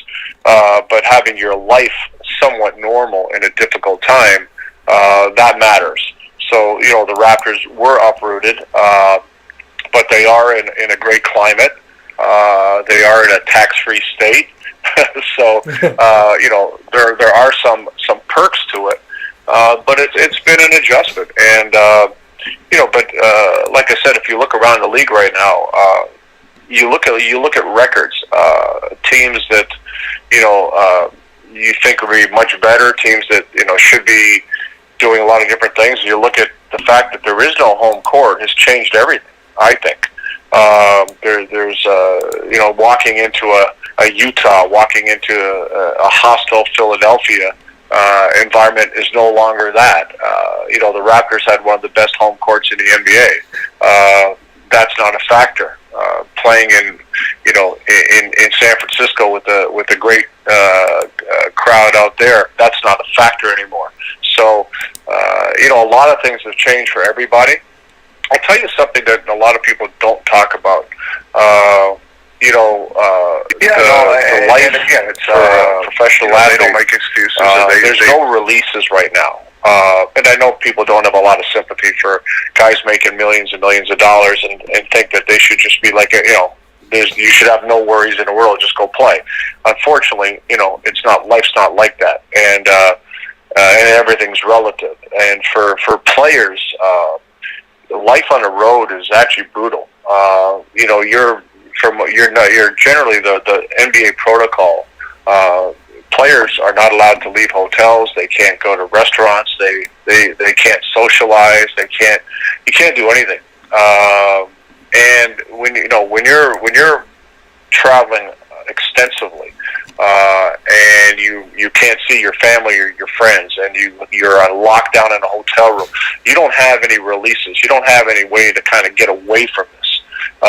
One of the things that I've always enjoyed about the NBA life and doing what I do is that you go to different cities, you go to a nice restaurant, you walk around, you kind of, you experience things, and that's completely taken away. And I'm talking even people in front office jobs, other jobs with the team. They just say how horrible it is that you're on complete lockdown. So that affects a lot. That affects a lot for players that really deal on emotion and energy and all kinds of stuff. So it's been a difficult time for everybody. Speaking here with Leo Rautins here on Wake Up Call with Dan Tortora, Syracuse Orange basketball alum, TV analyst for TSN, Sportsnet, and NBA Canada, and obviously a lot of coverage here for the Toronto Raptors and everything that they've done over the years, and Leo being a part of this team, obviously excelling, progressing, and growing. Leo, do you feel like even though they're away from home and they're down in Tampa and they're the only team that doesn't have like any sense of normalcy, do you feel like they're starting to maybe catch their stride? Are you seeing some things within the nucleus of the team that's starting to work? How do you see it at this point? Oh, yeah. I mean, the Raptors, they've turned the corner. And again, you kind of have to go back to the bubble in the summer where the Raptors were not themselves. Some teams, if you look at the bubble, some teams shined. The Raptors were unrecognizable. And that actually continued into the start of the season. And again, it's, people right now talk about, mental health and things that people are going through. And again, I'll use the point that, NBA players are no different, right? They're human beings and they deal with a lot of different things. And I think the Raptors, for a lot of players, they had to figure this out. And the season, again, with all the compounding the fact that you're not in Toronto, you're in Tampa, this and that. So it took a while, but they're definitely hitting their stride. When I was watching the team early in the season, I'm going, this isn't the Toronto Raptors. I'm not really recognizing this team. And now, win or lose, I know who this team is. All right, this is a Raptors team, and they're finally hitting their stride. If they play Boston tonight, we beat Boston, then they'll be back to 500. And again, if you think about it, if you look around the league, I mean, Boston's one game over 500. Philadelphia, everybody's talking about how good they are. They're in first place. The Raptors, who had a horrible start to the season, are 6 games behind. So, nobody's running away with anything. Jeff Van Gundy, and Mark Jackson were having an argument on one of the national telecasts about a week ago, and talking about how Jeff Van Gundy saying one of the reasons the records are the way they are and everything is there's some really good teams, great teams out there, and I was sitting there going, I disagree. I don't think there really is a great team out there. I think there's some pretty good teams out there. But now that you've taken away home court and you've taken away all these other factors, anybody can beat anybody. And I think the Raptors are finally at a point now where players they need to play well are playing well. They're finally figuring out. You got to remember, since they won the championship, they lost Kawhi Leonard, Danny Green last year, and then this year they lose Marc Gasol and Serge Ibaka. So that's 4 key players from that championship unit. And they really haven't replaced those guys.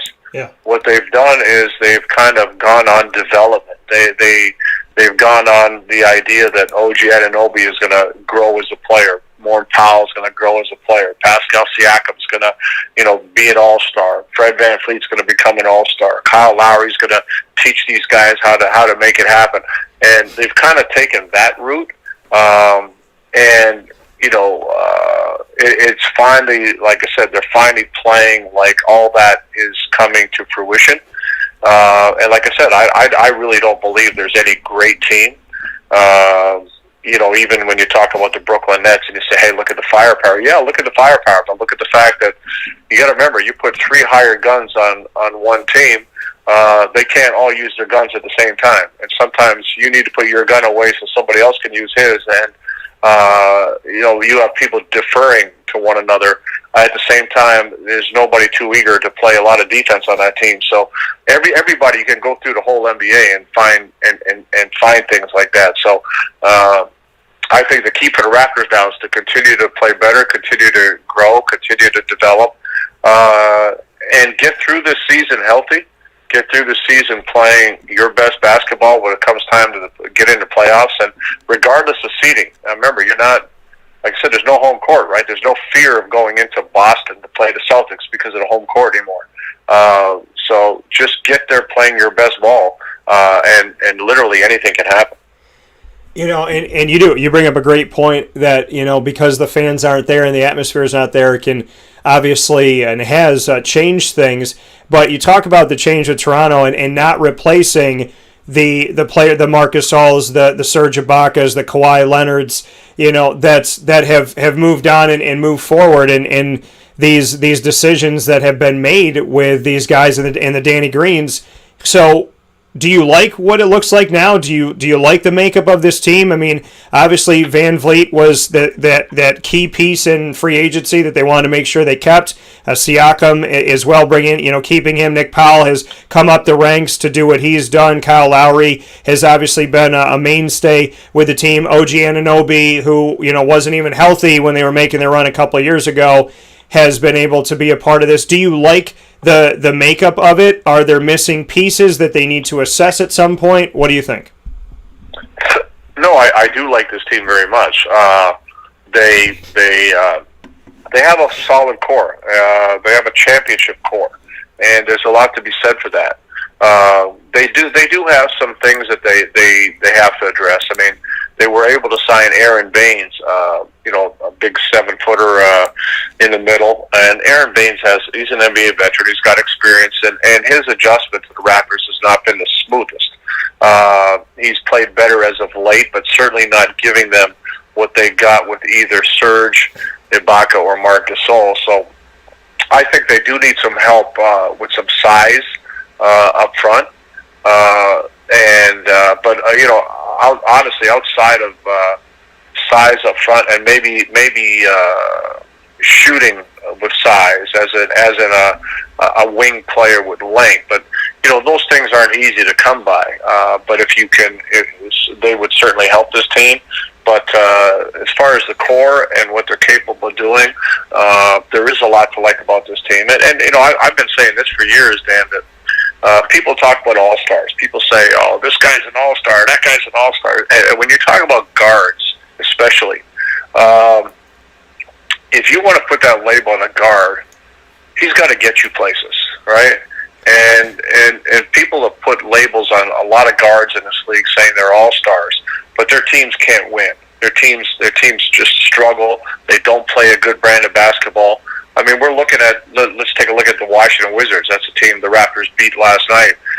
You have Bradley Beal, who's leading the NBA in scoring, and Russell Westbrook, Mr. Triple-Double. I don't like watching that team. I don't like the disposition of that team. I don't think that team can win. But everybody talks about those two guys as great all-stars in the backcourt. Whereas you look at the Raptors, Kyle Lowry has been an all-star.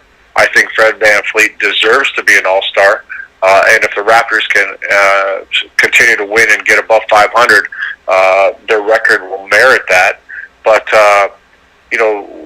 all-star guards get you places. And the Raptors guards have won a championship. The Raptors guards had the Raptors as one of the best teams in the East last season, and they're going to be that this season. So, I think the value of having great guards really goes a long way, and maybe more so than ever with the way the league is today. Speaking here with Leo Rautins, you talked about the championship. To kind of come full circle before we wrap up a couple topics here with Leo Rautins coming to us, TV analyst for TSN, Sportsnet, NBA Canada, spending a lot of time in coverage of these Raptors. Bring me into championship night for you, when the Raptors finally got to hoist the NBA banner and they got to put it in Canada. They got to slam that flag down for the first time in franchise history. Bring me into how you celebrated and what that night was like for you. Well, it really was amazing. I had no doubt the Raptors, when it finally came down to it, I had no doubt the Raptors were going to win. I had no doubt they were going to beat Golden State. The Raptors were a better team at the time. And so the question was how many games, and everybody thought it was going to happen in Game 5 in Toronto. It didn't. It happened in Game 6 in San Francisco. But it was a little bit surreal. I can remember even in the summer afterwards, even though I was convinced the Raptors were going to win, I can remember waking up going, holy mackerel, NBA champions, are you kidding me? Yeah. It's very surreal. And but it was incredible because, the Raptors are almost like a college team in that their following travels, right? Their fans travel. And I'll never forget that in Oakland, a third of the arena, I don't even know how you get tickets, because that's a tough place to get tickets. A third of the arena was Canadian fans screaming and yelling and singing the Canadian national anthem after the game. And to the credit of the people that work there at Oracle Arena, they allowed them all to stay there and celebrate. Like I said, it was to see that happening, the celebration on the floor, and for me personally, you got to remember, I grew up in Toronto, right? I grew up in this hockey town. I grew up where I was kind of a freak. I was kind of like, what do you mean you want to play basketball? What do you mean you want to play the NBA? I rarely saw NBA. The Buffalo Braves played a few exhibition games here and there at Maple Leaf Gardens in Toronto. So I was kind of doing something that was weird, unique, whatever you want to call it. So to be a part of this from the beginning, I was broadcasting Raptors from day one. To see, the good, the bad, and the ugly, and the whole journey. My experience as somebody doing something that was, so crazy in a hockey country, and then to see it come to fruition, where, like I said, over 50% of the country watched the NBA Finals, watched the Raptors win a championship, and so to be there in San Francisco was just incredible, and.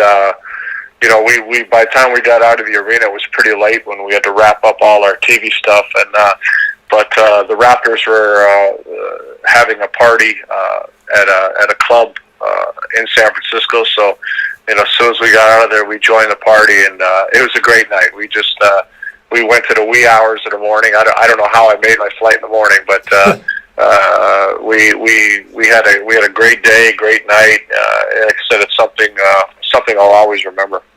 Yeah, and I want you to know that here in the studio, and people that are watching on video can see that the We the North flag is right here on my desk, and I have had no issue whatsoever. And it's funny because I wear the We the North hat, and some people that don't know, I'll be down somewhere in the South, and they're like, "What's that?" I'm like, "Oh, I was for the North in the Civil War. It's fine. Don't worry about it." But I've been such a fan for such a long time, from Damon Stoudemire to now, and I mean, is Zahn Tabak. I mean, you look at all of these guys that came through there. I mean, John Wallace from Syracuse played there for a bit, and obviously Tracy McGrady and Vince Carter and Marcus Camby and so on and so forth, all the way through Mo Peterson. I mean, there's something to be said about the history of the Raptors, and it's got to be vindicating for you that you've been with them from the beginning and been there doing your professional job and being a part of the franchise, but then also growing up in the area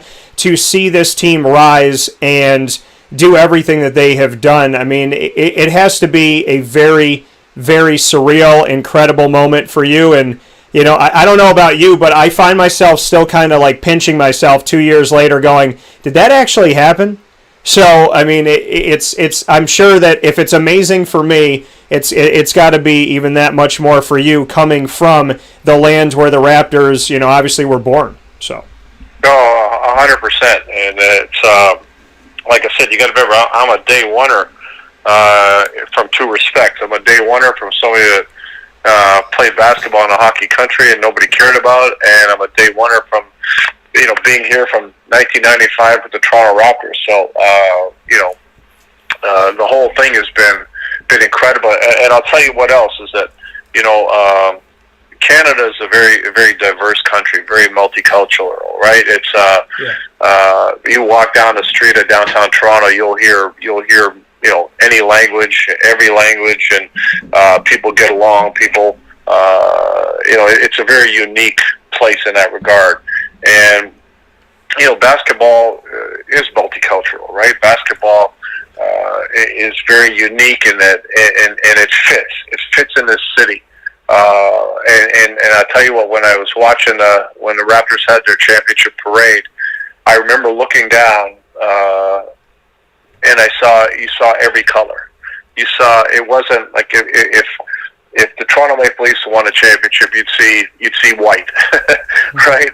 Where when the Raptors, I looked down and I saw every nationality, every color, it was beautiful, right? And I think that basketball embraces that, and we're seeing a lot of that with in the bubble and Black Lives Matter and all these issues that are surfacing and have been in conversations over the last year, really. Canada embraces all that, and basketball, I think, embodies that. And so I think that's another big thing that was so cool to see, this city and the people and how everybody were able to share in that championship moment. Here with Leo Rautins on Wake Up Call with Dan Tortora inside the Cafe Coupal Studios. Two closing pieces. Leo, the first one, you brought it up, the bubble, the NBA and the NBPA, just what you could say. I mean, we have seen Major League Baseball in long disputes between their Players Association and the league. It seems like Adam Silver, Chris Paul, the entire unit of the league and the unit of the Players Association has found a way to work together and work, pretty fairly and consistently. They had the bubble in Orlando, and they're doing what they're doing this year to try and make things work.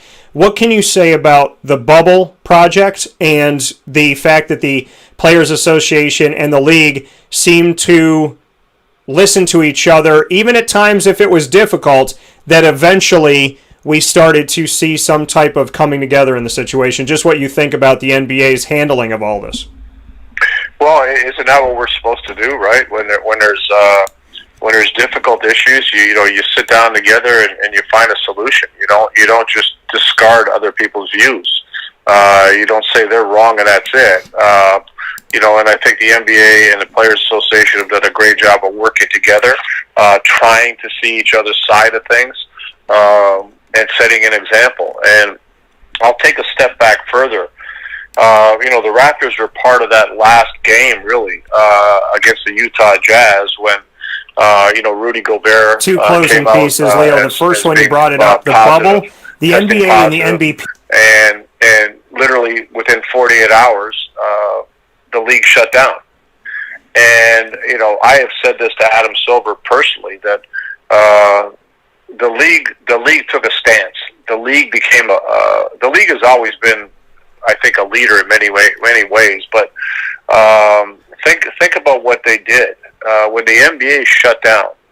The entire world took notice, and leagues around the world shut down. The NBA was the first to say, "Okay, this is bad. This is going to get a lot worse. We have to. Until we know more, we have to stop and protect our players and protect lives." And who knows how many tens of thousands of lives were saved because of the NBA's actions and everybody's actions following that. And I think that's kind of gone unnoticed. But they set the tone for how you need to go about doing things. And then with the bubble, what people don't realize, the NBA spent millions. One in putting together. I think the entire project was probably 150, 160 million of putting the bubble together, ensuring the safety of the players, and developing protocols of safety. The NBA worked with medical groups, health groups, put a lot of money into developing, helping develop testing, helping do all kinds of things. So it wasn't just, hey, let's put a lot of money and let's play ball. It was, how can we make things better for not only for us but for the world?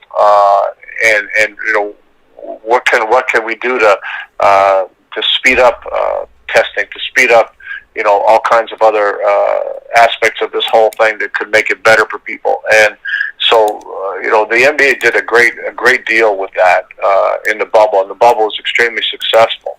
And now then the big step is you're not going to survive in a bubble, right? You're not going to financially for teams. They're hemorrhaging, and you're not gonna be able to continue in a bubble environment. So then the next step is try to play in your home arenas, right? And so they've done a great job of trying to do that, trying to make it as safe as possible. I do have issues with a couple of things. I do have issues with trying to have an all-star game. Again, I understand the revenue aspect of it, but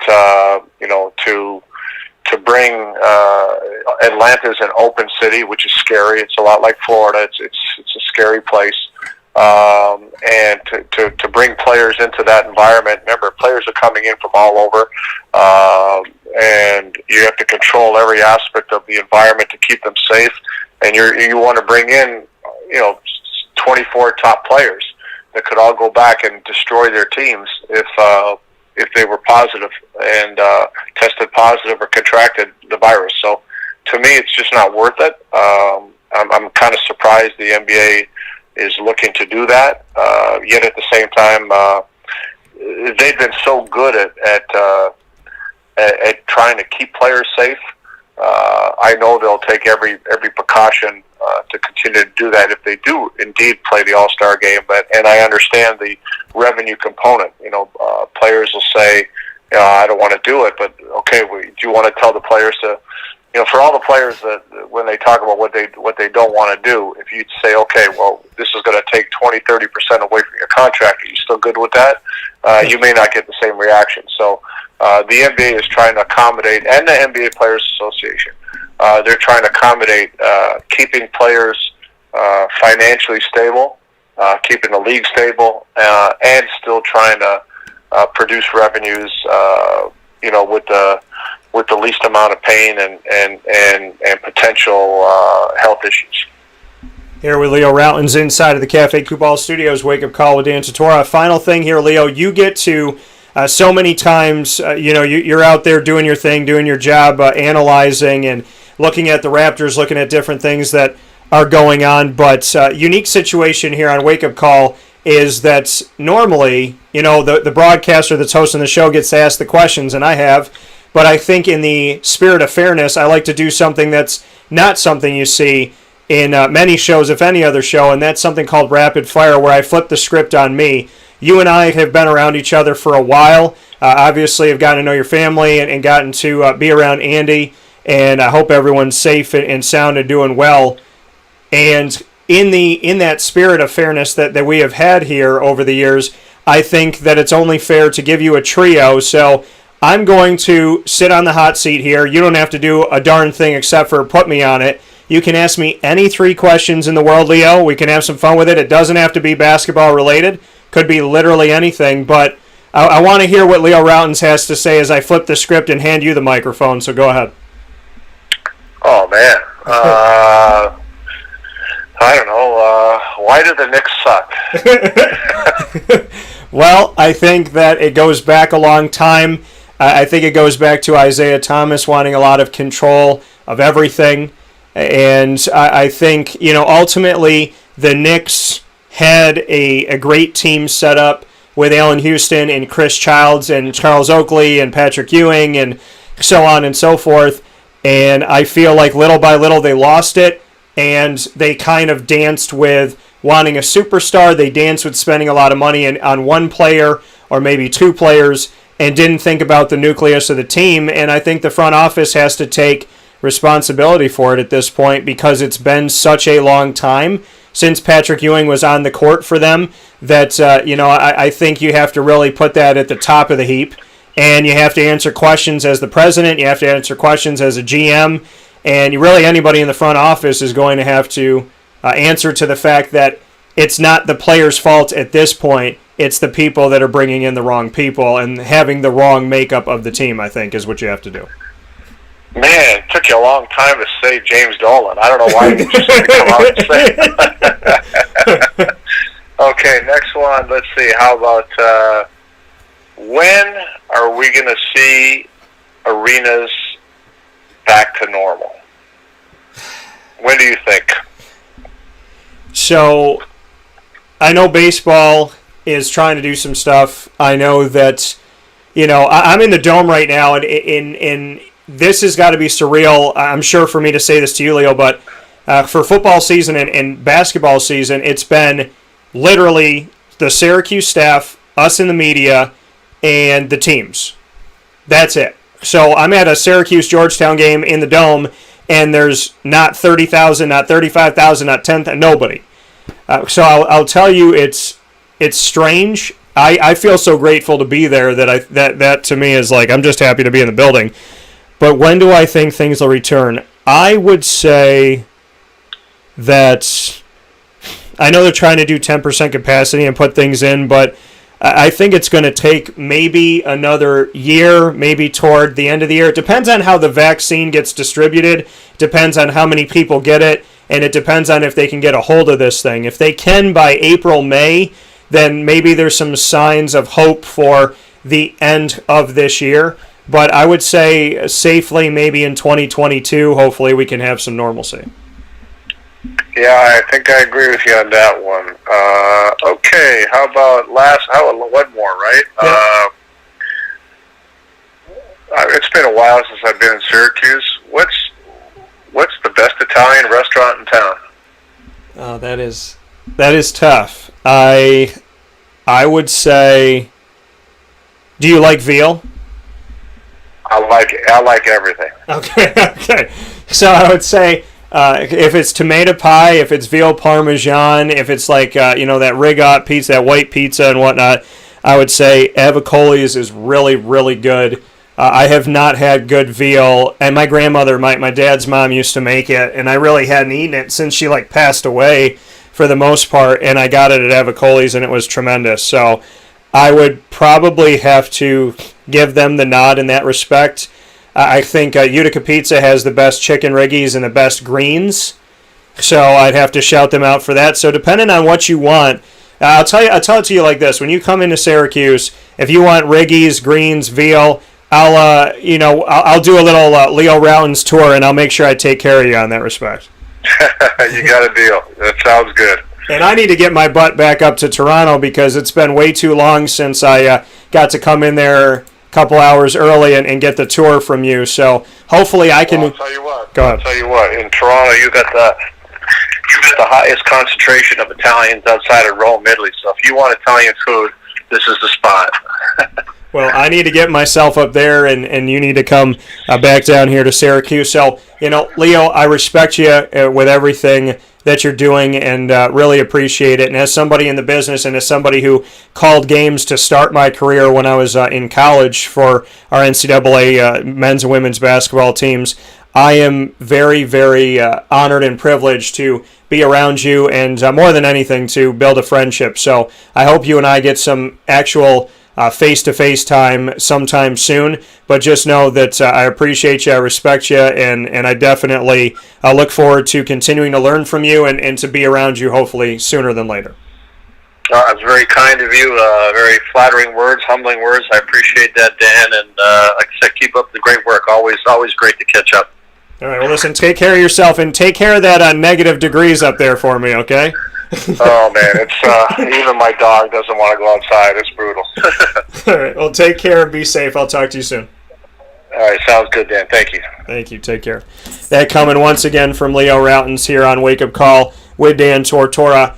Such a pleasure, such a treasure. Selfishly, it's like Leo's connected to Syracuse and he's connected to Toronto, and Syracuse is my hometown and Toronto is my favorite team. So, I think it's really awesome that I try to get out to as many Syracuse alumni as I can, student athletes, and talk with them and get them on the show. And that's been really a highlight of Wake Up Call and something I pride myself on. So Leo was on that list. It's like, hey, he played for Syracuse, I want to get him on the air. But to know that he's connected to the Raptors, that he's been there since day one, that he's a native of Toronto, Ontario, Canada, I mean, I love talking to him. I mean, you see, today we talked for almost an hour. But, I love talking to him. I love being around him. I appreciate him. I respect him. And to know that we have an affinity, we have a connection to two places near and dear to our heart in Syracuse and Toronto. And the second home of Wake Up Call is Florida, and that's where he lives the other part of the year. So, him and I really, we have those touchstone places that are similar.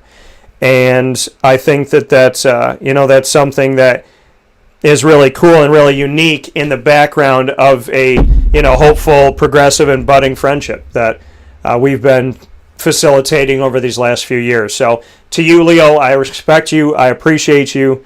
I'd love to call a game with you someday. And, and for the Raptors, I dang near pass out, but I would definitely be there in Scotiabank doing my thing. So I appreciate you. I respect you. I thank you.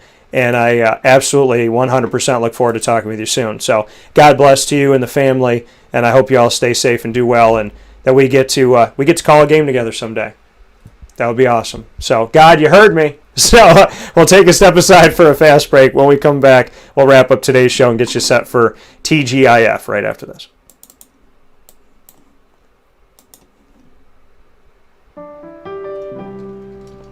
Avicoli's Restaurant, located right at the corner of Route 57 and Wetzel Road, is proud to be your local neighbor, growing with you for over 20 years. We're open 7 days a week for lunch, dinner, and drinks. For takeout, delivery, or catering, call us at 315-622-5100. When you order online and use our promo code AVS10, you will save 10% on your online purchase at myavicolis.com. And make sure to join us monthly for our live on-site broadcasts centered around Liverpool athletics. Avicoli's, your local, trusted neighbor right at the corner of Route 57 and Wetzel Road.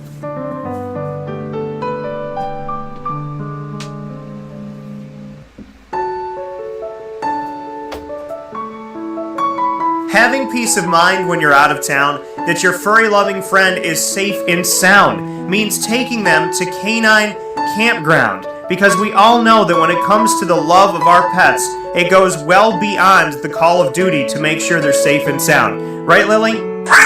So take a ride to 242 Johnson Street in East Syracuse, New York, and see Canine Campground and where your dog will be staying in the Classic Cabin, the Executive Cabin, the Grand Cabin, or of course the Luxury Cabin, because if you know Lily, you know she loves luxury. Now you don't have to wait to the last minute to find a family member or a friend that'll take your dog for a few days. Call Canine Campground at 315-299-4013. That's 315-299-4013. Their drop-off and pickup times are Monday through Sunday. Check K9campground.com for more information. That's the letter K, the number 9, and campground spelled with a K.com. K9campground.com. When you're going out of town, bring your dog to Canine Campground.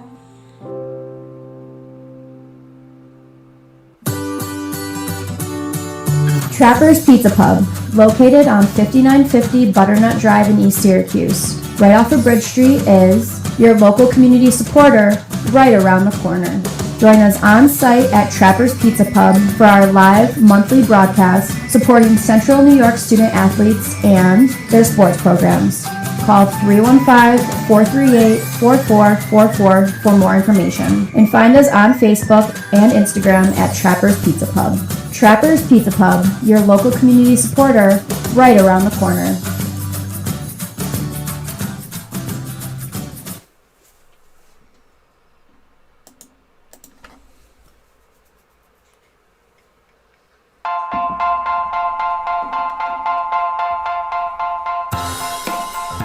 Cafe Cabal Mobile Cafe brings the cafe experience to you.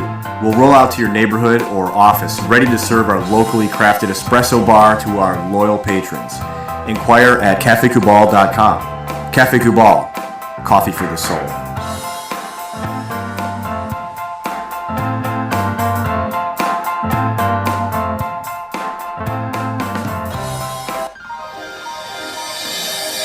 Ma and Pa's Kettle Corn and Popcorn Factory, located on 201 7th North Street in Liverpool, is home to over 40 flavors with more than 200 flavors in their total wheelhouse. Sky's the limit for this sweet and savory Central New York company. Keep it local at your parties, fundraisers, wedding showers, baby showers, and more by calling 315-450-MA-PA. That's 315-450-6272 for popcorn bars with custom flavors and colors at your upcoming event. Make sure to visit them on 201 7th North Street in Liverpool, New York. And for more information, go to maandpassnacks.com. Ma and Pa's Kettle Corn and Popcorn Factory. How corny are you?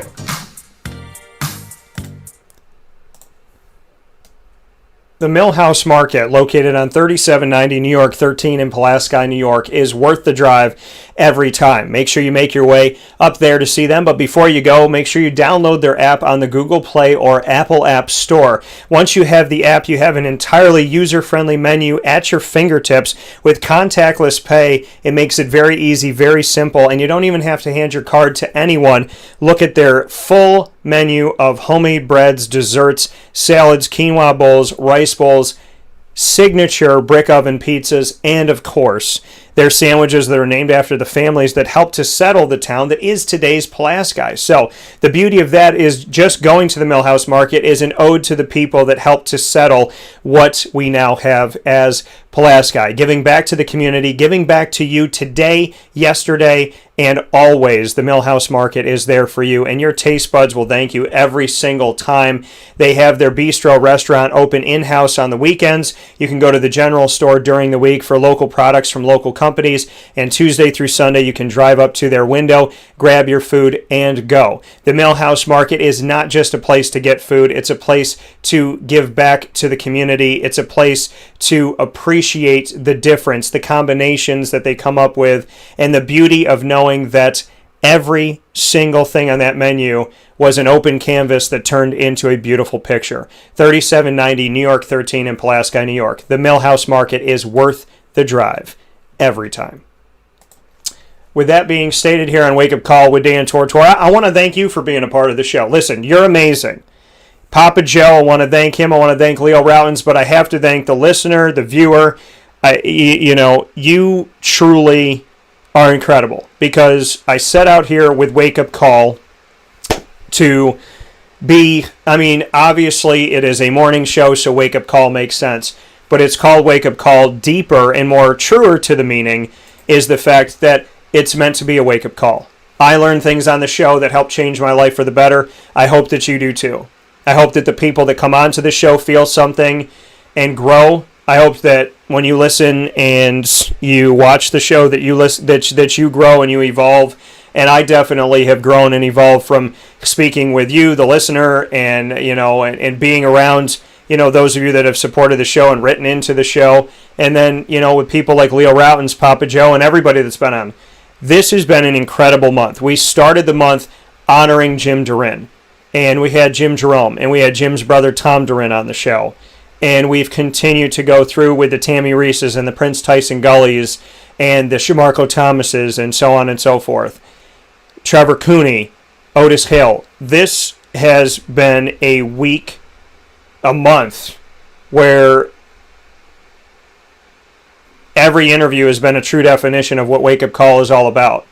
Connecting, community, building, persevering, being determined, having faith, being humble, no ego, having a whole lot of love, wanting people to see the good in their life and be positive, making people laugh. That's what, connection, real, genuine human connection. That's what we've been all about here on the show. Since I started 17 plus years ago, that's what everything I've done has been about. And to have that come through the listeners and the viewers and the guests that we've had on is just a full, it's a blessing. And I don't know what to say other than a massive, massive thank you. So, to Leo Rautins and to Papa Joe, thank you for today. Thank you for your time. Thank you that selfishly I got to talk about my Jaguars and my Raptors on the same show back to back. So that's a good thing. And shout out to Drake, who has the song back to back, because I am a Drake fan. He loves the Raptors, and we're both born in October. So, as everybody knows, him and I should be friends. So, with that being said, I hope you have a great day, and I hope you stay safe. TGIF is going to be off the chain here on Wake Up Call with Dan Tortora. We'll start out with the Annoying Moment of the Week, proudly presented by Carvel. I get to go off about something. That'll be fun. Then at 9:30 a.m. Eastern Time, we'll have Lead, Learn, Evolve, Adlib, and Deliver with Juanita Ward, proudly brought to you by Chick-fil-A Cicero, our faith-based, uplifting, and positive segment. That's what the show is about in its entirety, but this one really keys in on a topic every week, and Juanita has always helped to uplift my life as somebody that I consider a sister in my family. And then we'll have the Top Dog of the Week. I'll have the opportunity to announce and spotlight someone or an organization as the Top Dog of the Week, proudly presented by Canine Camp Dog Daycare and Canine Campground Dog Boarding. And within all of that, from 10 a.m. to 11 a.m. Eastern Time in hour number 2, I will be joined right here sitting next to me by my little sister, Miss Franny Tortora, who is not only playing lacrosse this season, but is playing basketball as well for the CNS North Stars right here in Central and Upstate New York. Fran will be sitting with me, and we are, I got to think about our age difference. We're 18 years apart. Yet she and I have a very similar outlook on what people should be and how to lead forward with goodness, honesty, positivity, faith, and care, and to not just be about yourself. So Franny will be sitting here, and by having her in the studio, we will automatically, I know without a doubt, have a fantastic show here for you. So shout out to everything that's to come. Big thanks to Leo Rautins and Papa Joe. A thank you to you. Find us on Facebook at Wake Up Call DT, the Twitter at Call DT, Instagram at Wake Up Call _DT. And if you need to be uplifted, I try to put something on my Instagram story every day at Wake Up Call _DT. So make sure you click on that. Tune in live Monday through Friday from 9 a.m. to 11 a.m. Eastern Time. You can watch on Facebook.com /LiveNowDT, YouTube.com /WakeUpCallDT, MixLR is where you're listening, MixLR.com /WakeUpCallDT, and of course the MixLR feed for those of you that have bookmarked WakeUpCallDT.com. You can actually listen to the MixLR feed live from the homepage of my website. And of course, big thanks to all the places that have all of our shows archived: Stitcher, Spotify, MixLR, TuneIn, iHeartRadio, Podbean, iTunes, and Apple Podcasts, and the videos on youtube.com/wakeupcalldt. We'll be adding the ones from today there as well as from this week, so look out for those later today. Central and Upstate New York partners, thank you to Carvel DeWitt, Cafe Kubal, Wildcat Sports Pub, Chick-fil-A Cicero, Honda City of Liverpool, Avicoli's. Use the promo code at myavicoli's.com. That's myavicoli's.com. Promo code AVS10 will get you 10% off at checkout online. AVS10, Canine Camp Dog Daycare, Pizza Man, Canine Campground Dog Boarding, the Millhouse Market, and of course Ma and Pa's Kettle Corn and Popcorn Factory. Go to maandpaspopcorn.com anywhere in the country, and you can use the promo code DT20 and get 20% off on me.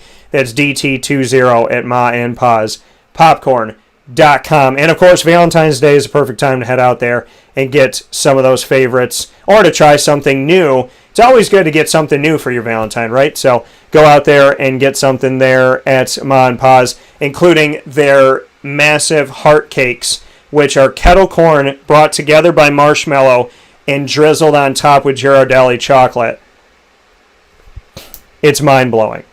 I sit here right now like I want to just pass out in the chair when I hear something like that. So make sure that you get out to Ma and Pa's today. And if you're going to the store at 201 Old 7th North Street in Liverpool, you can still get 20% off if you go to maandpaspopcorn.com, use my promo code DT20, and put in-store pickup at your checkout. So you can do that as well.